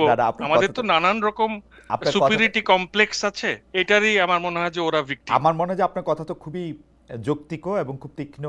আপনি বলেছেন যে আদার মানে আমরা তাকে অপরায়ণ করব কিনা, এবং একটা ক্লাসের মধ্যে এটা কোনো ঝামেলা আছে কিনা, আমাকে ওই কথাটা খুব শুনতে হয়। কিন্তু আমার কাছে মনে হয়, আমি এটা দর্শকদের কাছেও পরিষ্কার করতে চাই, যে যদি ক্লাসের কথা বলা হয়, এই এনসিপিতে যারা রাজনীতি করতেছেন বলে আমি চিনি, হান্নান মাসুদ সাহেব ইনক্লুডেড, নাহিদ ইসলাম সাহেব থেকে শুরু করে, তাদের থেকেও আমি এর চেয়েও হাম্বল ফ্যামিলি থেকে আমি আসছি। আমার আশাটা, আমার আপব্রিঙ্গিং যদি এটা এই ক্লাস দিয়ে যদি আপনি বিবেচনা করেন, সেইটার ক্ষেত্রে আমি তাদের সমপর্যায়ের অথবা নিম্ন পর্যায়ের, মানে এলিট হওয়ার কোনো সম্ভাবনা আমার নাই, কিন্তু কোশ্চেনটা আমার তুলতেই হবে। যাই হোক, আমি ডক্টর জাহেদ রহমানের কাছে একটা আসতে চাই। ডক্টর জাহেদ, একটা হচ্ছে যে এই আইডেন্টিটির ক্ষেত্রে কিন্তু এনসিপির কিছু প্র্যাকটিক্যাল প্রবলেম আছে। একটা প্র্যাকটিক্যাল প্রবলেম হচ্ছে ওদের জন্য আমরা কোনো স্পেস রাখি নাই। দ্বিতীয় প্র্যাকটিক্যাল প্রবলেম, আমি মাসকাত ভাইয়ের সুরে মানে যদি ধরতে পারি, আমি এটা বুঝে থাকি, আমরা আসলে ওদের প্রতি একটু বেশি নিষ্ঠুর, বেশি কট্টর, এবং অনেক আগের থেকে সমালোচনা শুরু করলাম। তার ফলে যেটা হইল, ওরা আসলে যেটা ওদের ভালো দিকগুলি যেখানে আমরা ওদেরকে গাইড করতে পারতাম, যেমন ডক্টর জাহেদ, আমি মনে করি বাংলাদেশে একটা অভ্যুত্থান পরবর্তী সরকারের পরে যদি একটা রাজনৈতিক দল হয়, ডক্টর জাহেদের মতো চোখা লোকের অবশ্যই সেই দলের উপদেষ্টা হিসাবে জয়েন করা উচিত ছিল পদ দেখানোর জন্য, কিন্তু সেটা সে করে নাই। বরং আপনি একটা সেফ রুট নিলেন, যেখানে হচ্ছে বিএনপি আইসা হয়তো আপনাকে মন্ত্রী বানাবে বা বিশ্ববিদ্যালয়ের উপাচার্য বানাবে, কি বানাবে আমি জানি না, কিন্তু অনেকে মনে করে যেটা বানাবে। এইটা কি ঠিক হইলো? আমরা যদি ইতিহাস এই জায়গাটার আসলে কীভাবে বিবেচনা করবে, মানে আমরা আমাদের সূর্য সন্তানদের, যদি আমরা বলি 24-এর সূর্য সন্তানদের আমরা কিভাবে বিবেচনা করলাম। আমি প্রত্যেকবারই যেই কমেন্টে আমার চোখ আটকায় যায় সেই কমেন্টটা একটু পইরা শোনাই। জনাব নাইম মিয়ার কমেন্টে আমার একটু চোখ আটকায় গেছে, ইন্টারেস্টিং কমেন্ট, এইটা বইলা আপনার কাছে আমি আসতেছি। সেটা হলো, মহিউদ্দিন ভাই, আপনাকে ভালো সাংবাদিক মনে করেছিলাম, এখন দেখি আপনিও বিএনপির দালালি শুরু করেছেন। সিরিয়াসলি জনাব নাইম? আচ্ছা, যাই হোক, ডক্টর জাহেদ, আপনি যদি একটু বলেন। তাহলে বিএনপির সময় আপনারও মন্ত্রী হওয়ার একটা সম্ভাবনা দেখা যাচ্ছে। আচ্ছা আচ্ছা, হ্যাঁ, জনাব নাইম মিয়া মনে করতেছেন এটা, তো জনাব তারেক রহমান না। একদম। জি আচ্ছা, আরেকটা ব্যাপার হলো, মানে মাসকাওয়াত ভাইয়ের মতো অনেক বেশি, আমার চাইতে অনেক বেশি চোখা মানুষ এনসিপির সাথে কানেক্টেড আছেন। উনি রেগুলারলি, খুবই ডিলিজেন্টলি অসাধারণ সব গাইডলাইন দিয়ে যাচ্ছেন। আমি এখন একটু আসি আপনার সাথে, আপনি যেটা বললেন যে এখানে না থাকা আমরা ঐতিহাসিক দায়িত্ব পালন করেছে কিনা, এই প্রশ্নগুলো আসলে আছে। মানে এখন ধরুন আমি এইভাবে যদি সরিয়ে রাখি, আমি তাদের সাথে, এই দলের সাথে উপদেষ্টা হিসেবে বা তাদের সাথে কাজ করা একটা জায়গা, কিন্তু আমি এখন বাইরে থেকে যা করছি এটাও কি কাজ করা না? খেয়াল করুন সমস্যাটা কোন জায়গায় হয়। আমি আপনাকে বলে দিতে পারি, আমি আমার প্রাইভেট চ্যানেলে যখনই জামায়াতে ইসলামীকে নিয়ে কোনো সমালোচনা করব, আপনি নিশ্চিত থাকুন ওখানে প্রচন্ড গালিগালাজ থাকবে, এবং আমার কমেন্ট বক্স কোনো বন্ধ করি না, ফিল্টারও করি না। আমি চাইলে ফিল্টার করতে পারি, আই ডোন্ট ডু দ্যাট, এটা একদম অবারিত আছে। আমি এনসিপি কে নিয়ে যখন কথা বলবো তখন ওখানেও একই রকম অ্যাটিটিউড, অলমোস্ট মোরস লেস। অথচ হতে পারতো না যে এই মানুষটা দীর্ঘ একটা সময় শেখ হাসিনার বিরুদ্ধে তার যদ্দূর সামর্থ্য আছে সে লড়াই করার চেষ্টা করেছে। এটা তো শুধু জুলাই আগস্ট না, আমি আমার অ্যাক্টিভিজমের বয়স যখন ব্লক থেকে হিসাব করি, যখন হাসিনা কনস্টিটিউশন অ্যামেন্ড করে তত্ত্বাবধায়ক বাতিল করলো 2011 থেকে, I've got a very long track record. এবং আমি তো শুরুর দিন থেকেও এই সরকার বা এনাদের বিরুদ্ধে কথা বলতে শুরু করি, কোন একটা সময় আস্তে আস্তে এটা শুরু করেছি। সো আমার এই সমালোচনাগুলোকেও যদি তারা গ্রহণ করার চেষ্টা করতো, যে বোঝে দেখার চেষ্টা করতো যে কি হয়েছে, এই যে অপরায়ণের কথা বললেন মাসকাওয়াত ভাই, আমাকে তো অপরায়ণ করা হচ্ছে বা ট্যাগ দিয়ে দেওয়া হচ্ছে, আমি বিএনপির দালাল বা আমি ওর দালাল, তার দালাল। সো বাইরে থেকেও যিনি ক্রিটিক করেন, যিনি গণতান্ত্রিক হয়ে উঠতে চান, সেগুলোও কিন্তু এক ধরনের উপদেষ্টার মতো ব্যাপার। আমি বিশ্বাস করি আমার একটা ব্র্যান্ডিং আছে, আমি নিজের মুখেই যদি বলি, আমি মানুষকে অহেতুক গালিগালাজ করি না, আমি যেটা নিয়ে কথা বলতে চাই সেটা নিয়ে সাবস্ট্যান্টিভ কিছু পাওয়ার পর বলি, এবং আমি আমার সেটার পক্ষে আমার বিবেচনায় ভ্যালিড যুক্তি দেওয়ার চেষ্টা করি। আমার এই ব্র্যান্ডিং আওয়ামী লীগের কাছেও ছিল। আমি আওয়ামী লীগের কাছে কোনোদিন অসংখ্য টকশো করেছি, আমাকে মুখের উপর কাউকে বলতে শুনি যে তুমি বিএনপির দালাল হয়ে গেছো, যখন আমি আওয়ামী লীগের বিরোধিতা করছি। কিন্তু আমি এখন এই কথাগুলো শুনতে পাচ্ছি। এখন এনসিপির সমালোচনাটা একটু বেশি হওয়ারই কথা ছিল। খালেদ ভাই, আপনি একটা সেলফ ইম্পোজড এক্সপেকটেশন তৈরি করছেন, ওর উপরে এক্সপেকটেশন তো আমি তৈরি করি নাই। আমি একটা খুবই এক্সাম্পল দিই, এটা আমি এটা নিয়ে একদম ডিটেইল ভিডিও করেছি যে এনসিপির মূল সমস্যাটা কোন জায়গায়। অরবিন্দ কেজরিওয়াল যে এবার নির্বাচনে হারলো, কেজরিওয়াল কি ভারতে স্ট্যান্ডার্ডে খুব খারাপ পারফর্ম করেছে? আপনি কেজরিওয়ালের চাইতে খারাপ পারফর্ম করা লোকজনকে পুনর্নির্বাচিত হতে দেখেছেন ভারতে। কিন্তু সমস্যা কি হলো, কেজরিওয়াল তার ব্র্যান্ডিং তৈরি করেছে, ভোট পেয়েছে, আমি দুর্নীতি ছেটিয়ে বিদায় করব, আমি সুশাসন নিশ্চিত করবো, এন্ড হি ডিড ইট ওনার প্রথম 2 টার্মে। থার্ড টার্মে এসে তার, সেকেন্ড টার্মে এসে তার এই যে শুল্ক নিয়ে যে করাপশন, তার ব্যক্তিগত বিলাসিতা, মানে একজন মুখ্যমন্ত্রী তার বাড়িতে ইটালিয়ান মার্বেল লাগিয়েছে, কিন্তু এটা কেজরিওয়াল বলে প্রবলেম হয়েছে। এটা অন্য আরেকজন করলে হয়তো, যোগী আদিত্যনাথ করলে দেখতেন মানুষ এটাকে প্রবলেম হিসেবে দেখতো না, কারণ হচ্ছে কেজরিওয়াল নিজেকে এভাবেই ব্র্যান্ডিং করার চেষ্টা করেছে, এটাই তার রাজনীতি ছিল। এখন সমস্যা হচ্ছে এনসিপি নিজের উপরে ধরে একটা এক্সপেকটেশন নিজে তৈরি করিয়েছে, আমরা তৈরি করিনি। ধরুন বিএনপি লোকজন চাঁদাবাজি করবে, ফর গডস সেক, বিএনপির লোকজন আগে চাঁদাবাজি করেছে, এটা জানে সবাই। সো বিএনপির লোকজন যখন চাঁদাবাজি করে, বরং বিএনপি কিছু ব্যবস্থা নিয়েছে, এটা স্বীকৃতি, ব্যবস্থা নেওয়া মানেই কিন্তু স্বীকৃতি দেয়া, বরং সে প্রশংসা পাচ্ছে যে সে তো কিছু ব্যবস্থা নেওয়ার চেষ্টা করছে। খেয়াল করুন, সমালোচনাও হচ্ছে। কিন্তু এনসিপির লোকজন যখন এই কাজটা করে, কারণ সে বিএনপির চাঁদাবাজিকে সমালোচনা করে, সে নতুন বন্দোবস্তের আলাপ করে, সো নতুন বন্দোবস্তের আলাপ করে যখন আমি তার সমালোচনা করি, যখন যুক্তি দিয়ে, তখন আমাকে যখন গালি দেয়, তখন আবার উল্টো আমাকে যখন আওয়ামী লীগ গালি দেয় আমার খারাপ লাগে না, কারণ ও পুরান বন্দোবস্তের লোক, আমি জানি। আমাকে যখন জামায়াত গালি দেয় আমি মনে করি ও পুরান বন্দোবস্তের লোক। আপনি যদি আমাদেরকে একটু সময় দেন, আমাদের প্রোডিউসারদের একটু বলতে পারি, যেহেতু আজকে আমি বেশি কথা একটু বলছি, একটু সময় যদি একটু বাড়ায় নেই আমরা, তাহলে আমরা মাসকাওয়াত ভাইয়েরও যদি একটু সময় থাকে, একটু যদি সময়টা আমরা একটু বাড়ায় নেই, একটু কথা বলতে পারি। কিন্তু ডক্টর রহমান, আপনি আমাকে একটা কথা বলেন তো, আমি আপনার এই আর্গুমেন্টটা শুনছি, যেহেতু আপনার আমি ভিডিওগুলো আমি ফলো করি, আপনার লেখা আমি ফলো করি, কিন্তু আপনি আমাকে একটু বলেন তো যে এনসিপি আসলে রাজনীতিটা কেমনে করতো তোলে? বাংলাদেশের যেই রাজনীতি বিএনপি, আওয়ামী লীগ, জামায়াতে ইসলামী, জাতীয় পার্টি আমাদেরকে যে রাজনীতির মধ্যে দিয়ে নিয়ে গেছে, রাজনীতিটাকে যেই জায়গায় নিয়ে গেছে সেই জায়গায় এনসিপি আসলে কি করতো? আপনি দেখেন এনসিপি 64টা জেলা ঘুরছে, আমি এনসিপির লোকজনের সাথে কথা বলি, এনসিপির লোকজন আমার সাথে কথা বলে, আমি এখন আর তত বলতে চাই না, ওদেরই অনেকে আমার সাথে কথা বলে, আমি জানি ওরা কিন্তু পয়সা বাঁচানোর জন্য সরকারি ফেসিলিটিগুলিতে থাকছে, সার্কিট হাউস, ডাক বাংলো এগুলিতে থাকছে, তারপরেও কিন্তু অনেক টাকা খরচ হয়েছে। এই টাকাগুলি কোত্থেকে আসবে আসলে? এই টাকাগুলি কিন্তু নিয়ে ওরা নেসেসারিলি ওদের পকেটে ভরতেছে না জাহেদ। হ্যাঁ, তাহলে এখন ওরা কি মানে রাজনীতিটা কিভাবে করবে? এখন কি এই পদযাত্রাটা না কইরা ওদের এটা মানে অনলাইনে করা উচিত ছিল? এইটা কি তারা আসলে কিভাবে করতো, মানে এই রাজনীতিটা তারা আসলে কিভাবে করবে? তারা যদি এখন ভোটও করতে চায় সেটা কিভাবে করবে তারা? আপনি কি এই মডেলটা আমি ভেবেছি, আমি শতভাগ একমত আপনার সাথে। সেটা হচ্ছে যেই কারাপশনের আলাপ আসছে পুরোটা দলের পেছনে যাচ্ছে তাও না, ব্যক্তিগত সম্পদও তৈরি হচ্ছে। আমরা দেখেছি কিছুদিন আগে যে গুলশানে চাঁদাবাজির জন্য ধরা পড়েছে, তার বাড়িতে একেবারে ভাঙাচোরা একটা বাড়ি ছিল, সেখানে নতুন পাকা বাড়ি উঠছে, আরো অনেক সমন্বয়কের বাড়িতে নানান কিছু উঠছে, তো ব্যক্তিগত খরচও হচ্ছে। আমি আপনার সাথে একমত, বাংলাদেশের রাজনীতির প্রেক্ষাপটটা যে জায়গায় এসে দাঁড়িয়েছে এটা প্রচন্ড এক্সপেন্সিভ একটা বিষয় হয়ে দাঁড়িয়েছে, এবং যে দলটা ক্ষমতায় যাওয়ার জন্য কোনো একদিন ফাইট করতে চায় তাকে এই ধরনের শোডাউন, আমরা একটা শব্দ ব্যবহার করি, করতেও হবে। তাহলে যেটা হতো, আমাকে যদি কনসালটেন্ট করা হতো, আমি বলতাম আপনারা আপনাদের সততা নিয়ে এত বেশি প্রাইড দেখাবেন না, আপনি অন্য দলকে তার কিছু অনিয়মের জন্য এত আঘাত করবেন না, এত আক্রমণ করবেন না।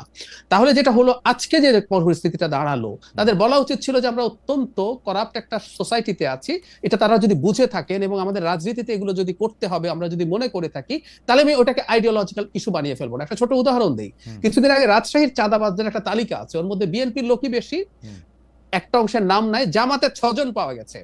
বিএনপির 40 জনের চেয়ে জামাতের 6 জন জামাতের জন্য বেশি ক্ষতিকর, কারণ জামাতের ব্র্যান্ডিং বলছে আমরা সৎ লোকের শাসন চাই। যে দলটার ব্র্যান্ডিং হচ্ছে আমি সৎ লোকের শাসন চাই, তার জন্য 6 জন চাঁদাবাজও কিন্তু পলিটিক্যালি ক্ষতিকর, এটা পারসেপশনে ক্ষতি তৈরি করে। সো আমি তাদেরকে যেটা সাজেস্ট করতাম, তাদের উচিত হতো যে এই জিনিসগুলোকে তাদের রাজনীতির মূল স্লোগান না বানিয়ে ফেলা, রাদার আপনি মানুষের জন্য কি করতে চান, যেটা আপনি বারবার মাসকাউদ ভাইকে জিজ্ঞেস করছিলেন, যেটা আমিও মনে করি একটা দল হিসেবে তার কি কি করার আছে, কি কি করতে চায় জনগণের জন্য, ওই কর্মসূচিগুলো সামনে নিয়ে আসা। সে অন্য দলটাকে আক্রমণ করার জন্য যখন সততা, চাঁদাবাজির বিরোধিতা, নতুন বন্দোবস্তের আলাপ করে, এটাই তার উপরে ঝুঁকিটা তৈরি করেছে। বাংলাদেশ কিন্তু আরেকটা, বাংলাদেশ কি বিএনপি আওয়ামী লীগকে পাল্টাপাল্টি ভোট দেয় নাই?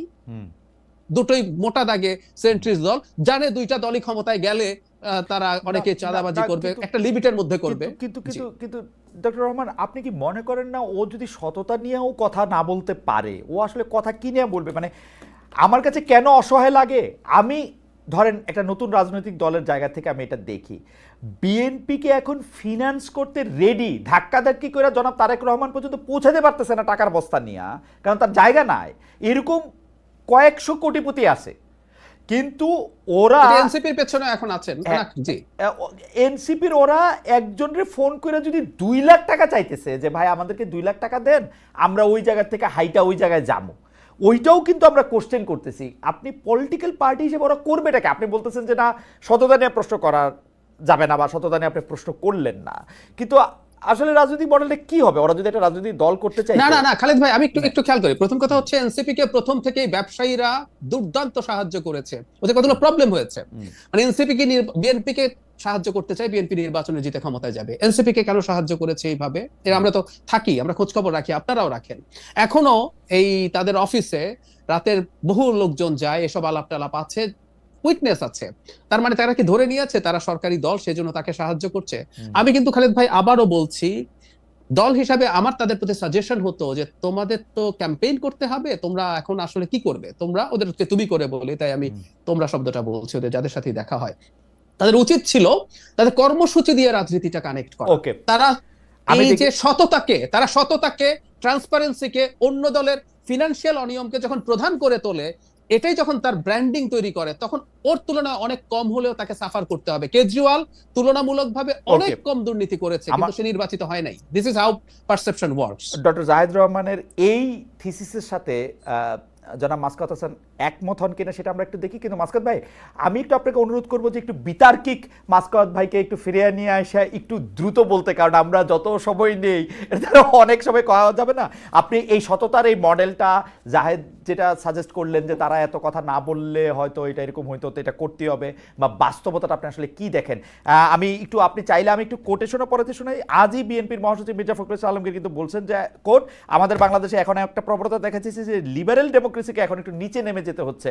আমি আপনার কাছে শুনতে চাই আসলে রাজনীতিটা করলে কি কি করতে পারতো এনসিপি? আমরা এনসিপির এত সমালোচনা করলাম, জায়েদ বললেন যে সততার জায়গা থেকে, আপনি যদি একটু আমাদের বলেন মাসকাত ভাই, আপনি আমরা আলোচনাটা এরকম মনে হচ্ছে যে ওই যে বাচ্চা পরীক্ষায় ফেল করেই গেছে, এখন আমরা অভিভাবকরা বসে আলাপ করছি, তা তো না। মানে বাচ্চা তো এখনো পরীক্ষা দেয়নি। তো আমি যেটা বলতে চাচ্ছি যে ডক্টর জাহেদের এই কথাটা খুব গুরুত্বপূর্ণ যে আপনার ব্র্যান্ডিং কি। মানে বিএনপি কে তো দেখেছে দেশের মানুষ, তারা জানে, এবং বিএনপির শীর্ষ নেতারা অত্যন্ত সক্রিয় থাকার পরেও, অনেককে বহিষ্কার করার পরেও দেখা যাচ্ছে যে ওই আওয়ামী লীগের চাঁদাবাজরা চলে যাওয়ার পর তাদের সাম্রাজ্যটা মোটামুটি ভাবে তারা দখল করেছে। আবার জামাতকেও দেখা যাচ্ছে সেখানে, জামাত ক্যাশিয়ার হিসেবে সবসময় হয়তো থেকে যায় সবার সঙ্গে। তো এখানে এনসিপির ছেলেদের আসলে সততাকে সব এবং এই যে স্বচ্ছতা, জবাবদিহিতা, এগুলোকে গুরুত্ব দিতে হবে। কেন? যেহেতু তারা নতুন প্রজন্মের রাজনীতি, এই যে তারা নতুন বন্দোবস্তের কথা বলছে, এই নতুন বন্দোবস্তটাই হচ্ছে স্বচ্ছতা। এই নতুন বন্দোবস্তটাই হচ্ছে যে তাদের দলের কেউ ওই একই কাজ করছে।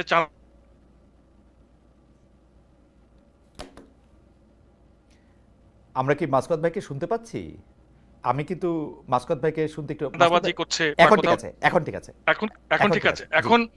এখন ব্যাপারটা হচ্ছে যে ধরুন বাংলাদেশের রাজনীতিতে আমরা সবাই জানি যে বিএনপি, বাম দল, এমনকি ইসলামপন্থী দলগুলো, তাদের যে রেটরিক, তাদের যে ভাষারীতি, তা মোটামুটি শালীন ছিল। কিন্তু আওয়ামী লীগের সময় দুঃখজনক হলেও সত্য যে শেখ হাসিনা নিজেই অশালীন রেটরিক গুলোকে উনি ট্রেনিং দিতেন ওই সেই প্রশ্ন নয় প্রশংসা করতে এসেছি নামের সংবাদ সম্মেলনে। এবং আমরা সিপি গ্যাং নামের একটি দলকে দেখেছিলাম যে যারা অনলাইনে গালাগালের প্রচলন করে। তো এই ছেলে মেয়েরা যেহেতু ওই যে ট্যাগিং দেখে বড় হয়েছে এবং গালাগাল দেখে বড় হয়েছে, হ্যাঁ, ট্যাগিং না, ওরা ট্যাগিং নিয়ে বড় হয়েছে এবং ট্যাগিং করে নিজেরাও করে। ট্যাগিংকারীদেরকে পতনের পরে ওরা ভেবেছে এখন, এতদিন তো ওরা আমাদেরকে ট্যাগিং করেছে, এখন আমরা ওদেরকে ট্যাগিং করি। তো এখন আসলে এইভাবে তো চলবে না। আমি শুধু ওই জায়গাটা আপনি একটু দৃষ্টি আকর্ষণ করতে চাই যে হ্যাঁ, সততার কথা বলতে হবে, নতুন বন্দোবস্তের কথা বলতে হবে, কিন্তু নতুন বন্দোবস্তের সঙ্গে সঙ্গে নতুন কাপড়, নতুন স্বাস্থ্য আর নতুন বাড়ি যখন এত সামনে চলে আসে, তখন এই প্রশ্ন আপনি বলতেছেন যে তারা এখনো পরীক্ষাই দেয় নাই।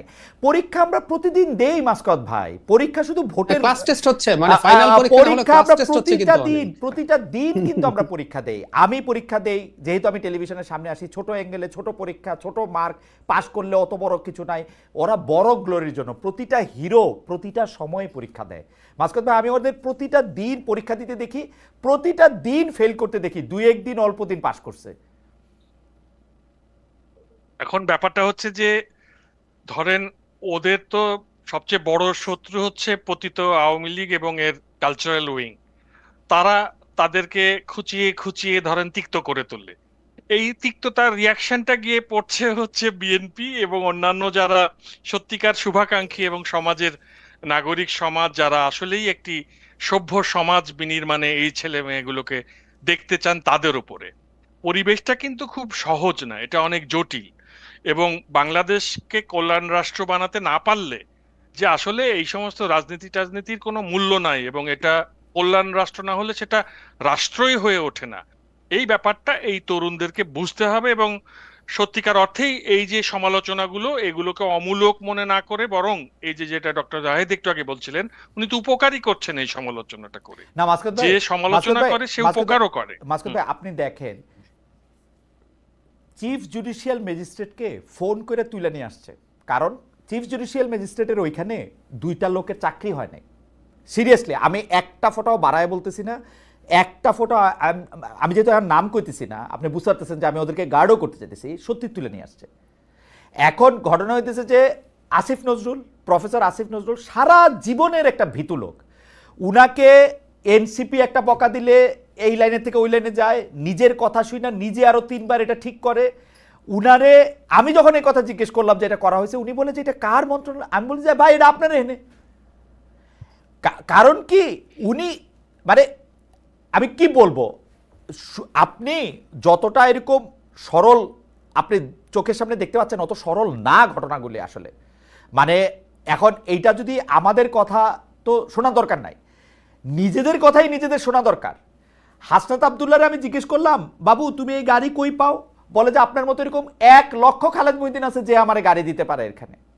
ভাই তুমি ইংরেজি সাহিত্যে পড়ছো, সবার আগে তো পড়বা there is no free lunch in this world. তোমার যে গাড়ি দিচ্ছে সে কোনো না কোনো একটা কারণে দিচ্ছে, এটা বোঝার জায়গাও নাই, সার্জিস আলমেরও নাই, আর এই মাহফুজ সাহেবেরও নাই, আসিফ সাহেবেরও নাই। তো এত নাইলে আমি কই যাবো? নাহিদ সাহেবেরও নাই। আপনি আপনি আমার কথা শোনা দরকার নাই, আপনি আমার কথা শোনা দরকার নাই মাসকুদ ভাই, আমার কথা শোনা দরকার নাই। আপনি উমামা ফাতেমার কথা, মাহফুজ আলম সাহেবের প্রথম স্ট্যাটাসটা, নাহিদ সাহেবের আজকে প্রথম স্ট্যাটাসটা আপনি পাশাপাশি পড়েন। এটা একটা খুব গুরুত্বপূর্ণ জায়গায় আপনি আমাকে নিয়ে এসেছেন, এইটা মনে করিয়ে দেওয়ার জন্য ধন্যবাদ। আমার মনে হয় কি জানেন, যে এই যে ছেলে মেয়েরা কেউ এনসিপিতে থাকলো, কেউ ধরুন ছাত্র দলে আছে, কেউ ছাত্র শিবিরে আছে, বা উমামা ফাতেমার মতো যারা, হ্যাঁ, এদের নিজেদের মধ্যে নানান রকম মতবিরোধ হোক, এরা নিজেদের মধ্যে বিতর্ক করুক, এরা এদের নিজেদের ভেতরের ভুল ভ্রান্তিগুলো সামনে নিয়ে আসুক।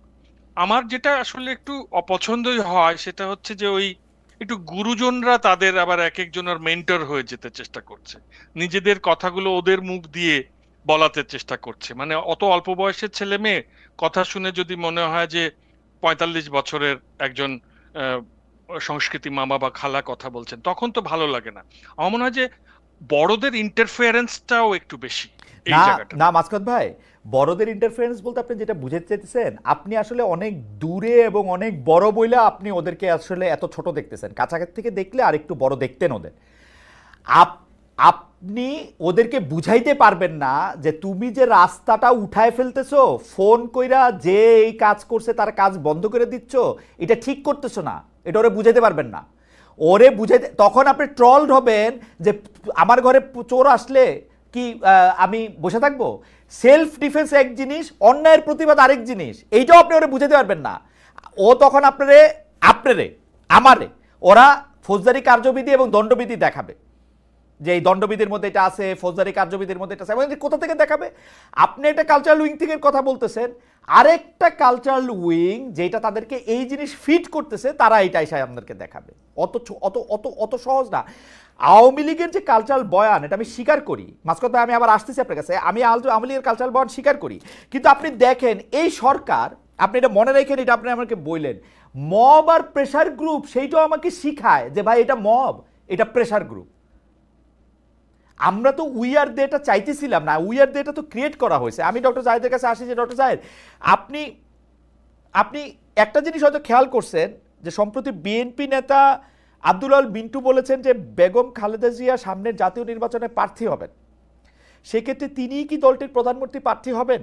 আরেকটা বিষয়, আপনি যেহেতু একটু বিশ্লেষণ করেন, একটু খোঁজখবরও রাখেন, আপনার কাছে কি মনে হয় জনাব তারেক রহমান যে এখনো দেশে আসছেন না, এইটা কি আসলে বাংলাদেশকে তিনি যথেষ্ট নিরাপদ মনে করছেন না সেজন্য আসতেছেন না, নাকি এর পিছনে কোনো গুজ্জ কারণও থাকতে পারে? কারণ আইন কানুনের কোনো কারণ নাই, উনি এখন মানে উনার বিরুদ্ধে কোনো কিছু নাই এখন, তো সুতরাং উনার আইন কানুন দিয়ে কোনো ভয় নাই। এটা খুবই ভ্যালিড একটা প্রশ্ন। আপনি যে নিরাপত্তার কথা বলছেন এটাও আমি শুনেছি ইভেন ওনার দলেরও কারো কারো কাছ থেকে শুনেছি, এই সম্ভাবনা হয়তো আছে। আমি নিশ্চিত নই এখন এই নিরাপত্তাটা আসলে আবার কবে ঠিক হবে, কারণ তিনি যদি রাষ্ট্রীয় কোনো পদে না থাকেন, রাষ্ট্রীয়ভাবে তো তাকে ওই পর্যায়ে নিরাপত্তা দেওয়া সম্ভব না, তাহলে তিনি কি নির্বাচনের আগে আর আসবেনই না? আমি জানি না। আবার কেউ কেউ এটাও বলছেন নিরাপত্তা চাইতে হয়তো এটা একটা কারণ হতে পারে যে তিনি আসলে যে একটা প্রচন্ড বেশ বড় একটা হাইপ তৈরি হবে, সেটাকে দিয়েই নির্বাচনটা করে ফেলা, মানে ধরুন নির্বাচনের তফসিলের খুব আগে আগে তিনি চলে আসলেন তখন থেকে, তাহলে যেটা হবে উনি বিভিন্ন জায়গায় যখন নির্বাচনে ক্যাম্পেইনে যাবেন, সেটা হয়তো ফর দ্য ফার্স্ট টাইম তিনি যাবেন, সেইটা দিয়ে একটা মারাত্মক হাইপ হবে, সেটা তাদের নির্বাচনে হেল্প করবে। এটা একটা কারণ হতে পারে, আমি ধারণা করি এটাই হয়তো কারণ। আর বেগম খালেদা জিয়ার নির্বাচন করবেন কিনা, আসলে আমি জনাব আব্দুল্লাহ আল মিন্টুর বক্তব্যটা দেখলাম, এটা আমি আসলে কোনো নিশ্চিত নই। আর প্রধানমন্ত্রী হওয়ার কথা যদি বলেন, তার শারীরিক যে অবস্থা সেটা আসলে কোনোভাবেই প্রধানমন্ত্রী হওয়ার উপযোগী বলে আমি মনে করি না। তার যা যা ডিটেইল আমাদের সামনে এসেছিল, বিশেষ করে তার লিভারের যে সংকট আছে, তার লিভার সিরোসিস আছে, সেই রকম একটা রোগী যার লিভার ট্রান্সপ্লান্ট করা যাচ্ছে না, তার ফিজিক্যাল ফিটনেস এতটা নিচু পর্যায়ে আছে, তার পক্ষে প্রাইম মিনিস্টার হওয়া আসলে সম্ভব বলে আমি মনে করি না। এবং শেষ পর্যন্ত উনি নির্বাচনে পার্টিসিপেট করবেন কিনা আমার সেটার ব্যাপারেও সংশয় আছে, আমি আসলে নিশ্চিত নই। আমার কাছে মনে হয়, এবং আমার মনে হয় তিনি যে জায়গায় আছেন, তার শারীরিক অবস্থা যেরকম, এটা উপযোগীও না। কারণ পার্লামেন্টে যাওয়া, একজন আইন প্রণেতা হয়ে ওঠাও যথেষ্ট টায়ারিং কাজ, এটা তার বডি সাপোর্ট করবে কিনা আমি নিশ্চিত নই। না, একটা কি কারণ এরকম হইতে পারে যে কেউ কেউ জনাব তারেক রহমানের বিভিন্ন ভুল ভ্রান্তি, অতীতের অবস্থান তুলে ধরলো, আমরা এখন পর্যন্ত বেগম খালেদা জিয়া সম্পর্কে এক ধরনের ঐক্যমত দেখি, তাকে আসলে কেউই খারাপ বলছেন না, বা তাকেই আসলে আমি কি বলবো এটাকে, যে মনে করেন ঐক্যের প্রতীক নানা কারণে। তো সেই ক্ষেত্রে কি এইটা বাজারে ছাড়া হয়ে থাকতে পারে যে বেগম খালেদা জিয়া এই পরবর্তীতে প্রধানমন্ত্রী হচ্ছে? কুড বি হতে পারে। এবং আমি আবার যেটা মনে করি, 2001-06 সালে জনাব তারেক রহমানকে নিয়ে যেসব সমালোচনা ছিল, মানে শেখ হাসিনা পরবর্তী সময়ে আসার পর বাংলাদেশকে যে জায়গায় দেখা গেছে, আমি তো আসলে শেষ পর্যন্ত মনে করি যে সেই জিনিসগুলো আর ওই জায়গায় নেই। আর দ্বিতীয় কথাটা হচ্ছে, তিনি এখন মানুষের সামনে আসছেন, আমি অনেককেই বলতে শুনেছি, তার সমালোচক যারা একটা সময় ছিলেন, তারা তার এই 5th অগাস্টের পর বা তার আগে থেকেও তিনি পাবলিকলি কথা বলছেন, তার সাথে পার্সোনালি দেখা করেছেন অনেকে, যারা তার প্রতি একসময় বেশ ক্রিটিক্যাল ছিলেন, আমি ব্যক্তিগতভাবে জানি, তারা তার মধ্যে একটা মেজর ট্রান্সফরমেশন দেখেন। তবে আপনি যেটা বললেন, ইনফ্যাক্ট সেটা হওয়ারও সম্ভাবনা থাকবে, যদি এরকম অনেক বেশি সেটা সামাল দেয়া না যায়, তাহলে বেগম খালেদা জিয়াকে সামনে রাখা হতে পারে। শেষ দুইটা প্রশ্ন, দুইজনের জন্য একই প্রশ্ন। আমি প্রথম প্রশ্নটা মাসকাত ভাই আপনার কাছ থেকে শুরু করি। ডক্টর জাহিদ রহমানের আমি এটার উত্তর জানতে চাইবো। সেটা হচ্ছে যে ট্রাম্পের শুল্ক ডিল করতে গিয়ে অন্তর্বর্তী সরকার দক্ষতার পরিচয় দিতে পারে না, এটা এরকম অনেকেই বলেছেন। এবং যেহেতু এটা একটা গোপন চুক্তি হয়েছে, এবং সেই গোপন চুক্তিটা যে গোপনভাবে কি হচ্ছে এবং গোপন হচ্ছে, সেইটা আবার সাংবাদিক জুলকারনাইন সাহেবের কাছে তুলে দেওয়ার জন্য ওই কর্মকর্তার চাকরি চলে গেছে। বিষয়টাকে আপনি আসলে কীভাবে দেখেন? মানে আপনি সার্বিক পরিস্থিতি আসলে কীরকম দেখতেছেন? মানে নিরাপত্তা উপদেষ্টা এইখানে, পররাষ্ট্র উপদেষ্টা সেইখানে, গোপন চুক্তিটা আসলে কীরকম, পরে আবার বাণিজ্য উপদেষ্টা, একটু যদি বলতেন মাসকাত ভাই, আমি এটা ডক্টর জাহিদের কাছ থেকেও শুনবো। এই চুক্তিটা তো বোধহয় বিভিন্ন দেশ যারা এই বাণিজ্য চুক্তি নিয়ে আলোচনা করছে আমেরিকার সঙ্গে, তারা সবাই গোপনীয়তা চুক্তি করেছে। এইটা ওই চুক্তিটাকে গোপন রাখা হবে তা না, নেগোসিয়েশনের সময়টাতে গোপনীয়তাটা বজায় রাখা। এটা অন্যান্য দেশগুলো যদি বজায় রাখে, সেক্ষেত্রে বাংলাদেশে বজায় রাখতে অসুবিধা কি? বাংলাদেশ তো পৃথিবী গ্রহের মধ্যেরই একটা দেশ। না, নেগোসিয়েশনের সময় গোপনীয়তা তো বলারই অপেক্ষা রাখে না, নেগোসিয়েশনের সময় তো গোপনীয়তা সবসময়ই থাকে। কিন্তু এই চুক্তিটাকে আলাদা করে গোপন চুক্তি বলা হচ্ছে কারণ এটার সাথে নিরাপত্তা ব্যবস্থা সম্পর্কিত। বাংলাদেশের জনগণের জানার অধিকার আছে যে ব্যবসা করতে গিয়ে আমি যদি এটার মধ্যে নিরাপত্তার ব্যবস্থাটা সামনে আসে, তাহলে এইটা কতটা কি আমরা করব, এটা তো কোথাও না কোথাও একটা বলার দরকার আছে। আমরা তো একটা কাগজ দেখে এটা জানবো, ব্যাপারটা এরকম না। এবং নেগোসিয়েশন পর্যায়ে গোপনীয়তার কথা বলা আমাদেরকে আন্তর্জাতিক চুক্তি সম্পর্কে শাক দিয়ে মাছ ঢাকার নামান্তর। নেগোসিয়েশন পর্যায়ে সব চুক্তি গোপন থাকে। আমার বেতন কত হয়েছে এখানে, সেটাও নেগোসিয়েশন পর্যায়ে গোপনই ছিল, এখন প্রকাশ। তো নেগোসিয়েশন হয়ে গেলে তখন সবাই জানতে পারবে। কিন্তু এইটাকে যে বলা হইতেছে যে এটাকে বলাই যাবে না, গোপনই রাখতে হবে, সেইটা তো হচ্ছে নেগোসিয়েশনের সময়টাতে বলা যাবে না। এটা তো আপনি দেখেন আসিয়ানভুক্ত যে দেশগুলো আছে, তাদের প্রত্যেকটা দেশের মিডিয়ায় দেখেন, তারাও এটা বলছে যে এটা এই আলোচনার সময় এইটা গোপনীয়তা বজায় রাখা হবে। ভারতের সঙ্গে যখন আলোচনা হচ্ছে তখন তো এটা, কিন্তু এটার মধ্যে তো শুধু ট্যারিফ নিয়ে আলোচনা হচ্ছে না, এটার মধ্যে সেফটি সিকিউরিটি সাথেও একটা দুইটা ক্লজ এরকম আছে যেটার মধ্যে সেফটি সিকিউরিটি প্রসঙ্গ কিছু জিনিস চাওয়া হচ্ছে। অন্যান্য কোনো দেশের কোনো চুক্তির মধ্যে কি এরকম একটা ক্লজ আছে? আমি কিন্তু আরো 3-4টা, মানে চুক্তি হয়ে যাওয়ার পর আরো কয়েকটা চুক্তি দেখছি, কারোর মধ্যে এরকম নাই। আমরা যে ভিয়েতনামের কথা বলি, আমরা যে আরো দুই একটা, থাইল্যান্ড, হ্যাঁ, এইসব আপনাদের দেশের কথা শুনি, এরকম এমনকি পাকিস্তানের সাথেও কিন্তু এরকম কথা নাই যে মানে ট্রেড এন্ড ট্যারিফ চুক্তির মধ্যে ওরকম একটা ক্লজ থাকবে, এরকম নাই। ব্যাপারটা হচ্ছে এইটা এইটা আপনি কিভাবে দেখেন, মানে এইটা কি ঠিকই আছে? আপনি মনে করেন যে ইটস লাইক সরকার রাইট ট্র্যাকে? আমি শুধু এইটাই জানতে চাইতেছি, কারণ এটা নিয়ে আপনার সাথে আমার আসলে ক্যামেরার বাইরেও বুঝতে হবে, কারণ আমি তো ভালো বুঝি না। সামনে দিয়ে যা বুঝলাম সেইটা আপনার কাছে জানতে চাইলাম। আপনার কাছে কি মনে হয় সরকার ঠিকই আছে? আমার কাছে তো মনে হয় যে সরকার যে নেগোসিয়েশনটা করছে, এটা করার পরে চুক্তিটা হলে তখন আমরা জানতে পারবো, যখন তখন আলোচনা করে সুবিধা হবে না? মানে আপনার কি মনে হয় যে ওকে, আমরা অ্যাপ্রিহেনশনের নিয়ে এত আলাপ কি করতে পারবো যে কি চুক্তি হচ্ছে সেটা না জেনেই আমরা কি আগেই বলে বসবো যে দেশ বেচে দিচ্ছে? মানে এগুলো তো আসলে আহ, আমার মনে হয় যে রাইট। আমরা বেশি না, কারণ কারণ আমরা আমরা কেন ভয় পাই? সরকারের পররাষ্ট্র সচিব, পররাষ্ট্রমন্ত্রী সংবাদ সম্মেলন করে বলে যে এখানে একটা করিডোরের কথা বলা হইতেছে। এরপর আবার নিরাপত্তা সচিব বলে না, এখানে করিডোর না, এইখানে আসলে কথা হইতেছে হচ্ছে একটা মানবিক করিডোরের। তারপরে আবার এইটার মধ্যে থেকে সরকারের মুখপাত্র বলে যে এইটা হচ্ছে একটা আলাদা জিনিস। পরে আবার জাতিসংঘের কাছে আমরা শুনি যে এগুলি নিয়ে কোনো আলোচনাই হয় নাই। মানে একটা বিষয় নিয়ে 5 রকমের কথা, আমার তো মুখস্থও থাকে না। বরং এখন আমি এখন কোথায় আছি সেটা আপনার কাছে প্রশ্ন করতে চাই, জানতে চাই। ডক্টর জায়েদের কাছে যাওয়ার সময় খালেদ ওর সো কল্ড জার্নালিস্টের লাইফে এনসিপির যে সমালোচনা করছে তা 17 বছর আওয়ামী লীগের 1% করে নাই। সো কল্ড জার্নালিস্ট ভালো। ইব্রাহিম খলিল, খালেদ মহিউদ্দিন আজকে আবার হাসনাতের রাস্তার প্রতিবাদের বিষয়টা নিয়ে কথা বলা থেকে বোঝা যায় সাংবাদিক হিসেবে তার নিজের মত মানুষের মধ্যে চাপিয়ে দেওয়ার প্রচন্ড মানসিকতা আছে। ওকে ডক্টর জায়েদ, আপনি একটু বলেন যে এই সরকার ঠিক জায়গায় আছে কিনা, নিতে না পারলে হ্যাঁ খুব খুব কঠিন রাজনীতি করা। মানে এটা আওয়ামী লীগের মতো আচরণ যদি আওয়ামী লীগ, নতুন আমি আপনাকে ছেলেমেয়েরা বলি করে আমি তো আপনাকে বলি মাসকাত ভাই, সাদ্দাম কেমনে গাড়ি চড়ে, এটা চড়ার জন্য সাদ্দামের লোকজন হাজার হাজার ফেসবুক, মনে আছে আমার। ওইটা কইলে আপনি আমার সান্ত্বনা দিতে বাধ্য হয়েছিলেন পাকিস্তানে যে ভাই তুমি কিছু মনে করো না বা তুমি এগুলির স্বাভাবিকভাবে নাও। আপনি সান্ত্বনা দিয়েছিলেন, আরো অনেকে সান্ত্বনা দিছিল, কারণ দে নিউ যে এটা কেমনে চলতেছে। একই জিনিস ওরা করে এবং সেম ম্যানারে সেম জায়গা থেকে। আমার ধারণা ছাত্রলীগের লোকগুলিরই চাকরি দিছে ওরা আবার, আমার ধারণা।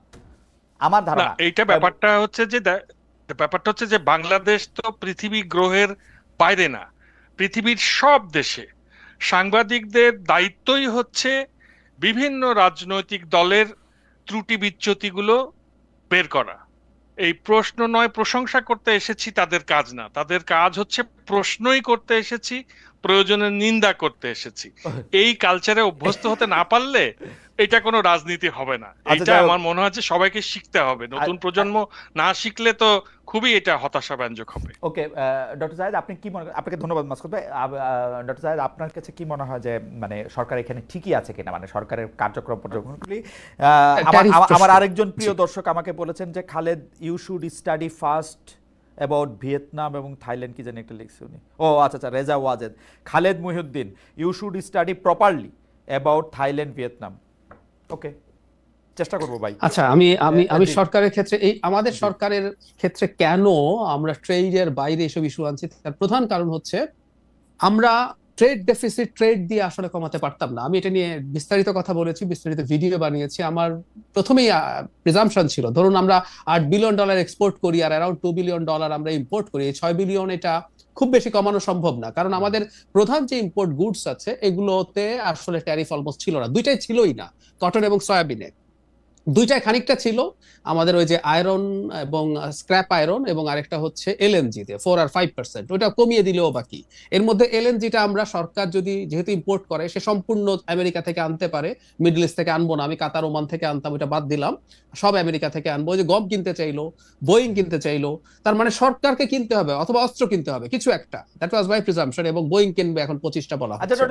এটা দিয়ে আসলে আলটিমেটলি আমি এইটা বোঝার জন্য আপনি আমাকে একটু বলেন তো, আমরা কি বিভিন্ন দেশের সাথে ব্যবসা করি না ওরা আমাদের চ্যারিটি করে? আমরা সারা জীবন কষ্ট করে 1 টাকার জিনিস ওগরে পাঠাই, ওরা এটার মধ্যে 15 টাকা লাগায়া 20 টাকায় বেচে, ওগো কিছু যায় আসে না। ভারত আমাগুলোকে চুক্তি বন্ধ করে দেয়, আমরা কিছু কইতে পারি না।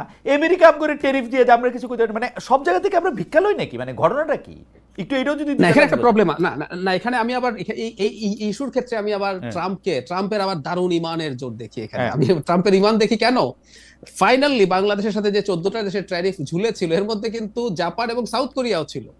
ইভেন ইন্ডিয়াকে যে ট্যারিফ দেওয়া হয়েছে 25%, ইন্ডিয়া কিন্তু এক্সপেকটেশন বেশি ছিল। ইন্ডিয়ার ও মোদিকে বন্ধু টন্ধু বলে, কিন্তু ওর জায়গায় ট্রাম্প কিন্তু আমি দেখি তার বেশি ইমানের জোর আছে। সে সাউথ কোরিয়াকে ছাড়ে নাই, সে জাপানকে ছাড়ে নাই। তো আমাদের প্রবলেম যেটা হয়েছে, আমরা আসলে বিজনেস দিয়ে এই ট্রেড ডেফিসিট কমাতে পারতাম না, ফলে অনিবার্যভাবে আমার অন্য একটা ট্রেড অফ করতে হইতো।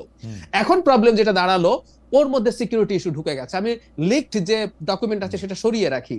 ফজল কবির খান প্রথমবার আলোচনার পর দেশে এসে বলেছেন যে আমেরিকা আমাদের সাথে একটা ফ্রেমওয়ার্ক এগ্রিমেন্ট করতে চায়, যেখানে সিকিউরিটিও খুব ইম্পর্টেন্ট ইস্যু হিসেবে আছে। উনি পাবলিকলি এই কথা বলেছেন।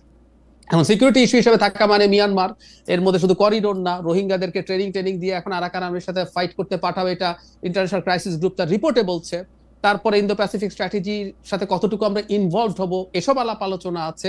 এগুলো থেকে থাকতে পারে। বা আমেরিকান অস্ত্র কেনার জন্য তো আমাদের ওই যে জিসোমিয়া যে চুক্তি আছে সেটা সাইন করতে হবে, তার সাথে আবার মানে সাপ্লাই রিলেটেড যে চুক্তি আকসা, এটা সাইন করা হবে কিনা, এসব নানান ইস্যু আছে। এগুলো খুব খারাপ চুক্তি তা বলছি না, কিন্তু এগুলো করা হচ্ছে কিনা আমাদের জানা দরকার আছে। এবং আমার একটা অন্য অ্যালার্মিং আছে, সেটা হচ্ছে এইরকম, এগুলো কি করছি আমরা? এগুলো করার মাধ্যমে সরকার কি কোনো ট্রেড অফ করছে? এই যে সরকারের মধ্যে একটু বেশি দিন ক্ষমতায় টাকার আলাপ আছে, যদি সেটা হয় যে ঠিক আছে আমি এগুলো করছি, সাথে আমি এটাকে একটু যদি আগায় নেই, তুমি আমাকে একটু সমর্থন করো। কিন্তু ডক্টর রহমান, আমি আপনার সাথে এই জায়গায় আমি বিনয়ের সাথে দ্বিমত পোষণ করে, আমি সরকারের মধ্যে বেশি দিন থাকার লক্ষণ একদমই দেখতে পাচ্ছি না। সেই জন্য ওনারা যা করতেছেন তাড়াতাড়ি করতেছেন। ওনাদের মধ্যে মানে এই প্রশ্নটা আমার শেষ প্রশ্ন, কিন্তু আপনি ট্রেড অফের কথাটা বলে আপনি ভালো করছেন। আমি শেষ প্রসঙ্গটা আসি, তাহলে আপনি একসাথে বলে দিন। আমি মাসকাত ভাইয়ের কাছে আপনার কথা শুনে সেটাতে যাব। শেষ প্রসঙ্গ হচ্ছে ডক্টর ইউনূস যেসব কাজগুলি নিজের জন্য করছেন, এটা যে কনফ্লিক্ট অফ ইন্টারেস্ট হইতেছে, এটাকে উনি বুঝা করতেছেন।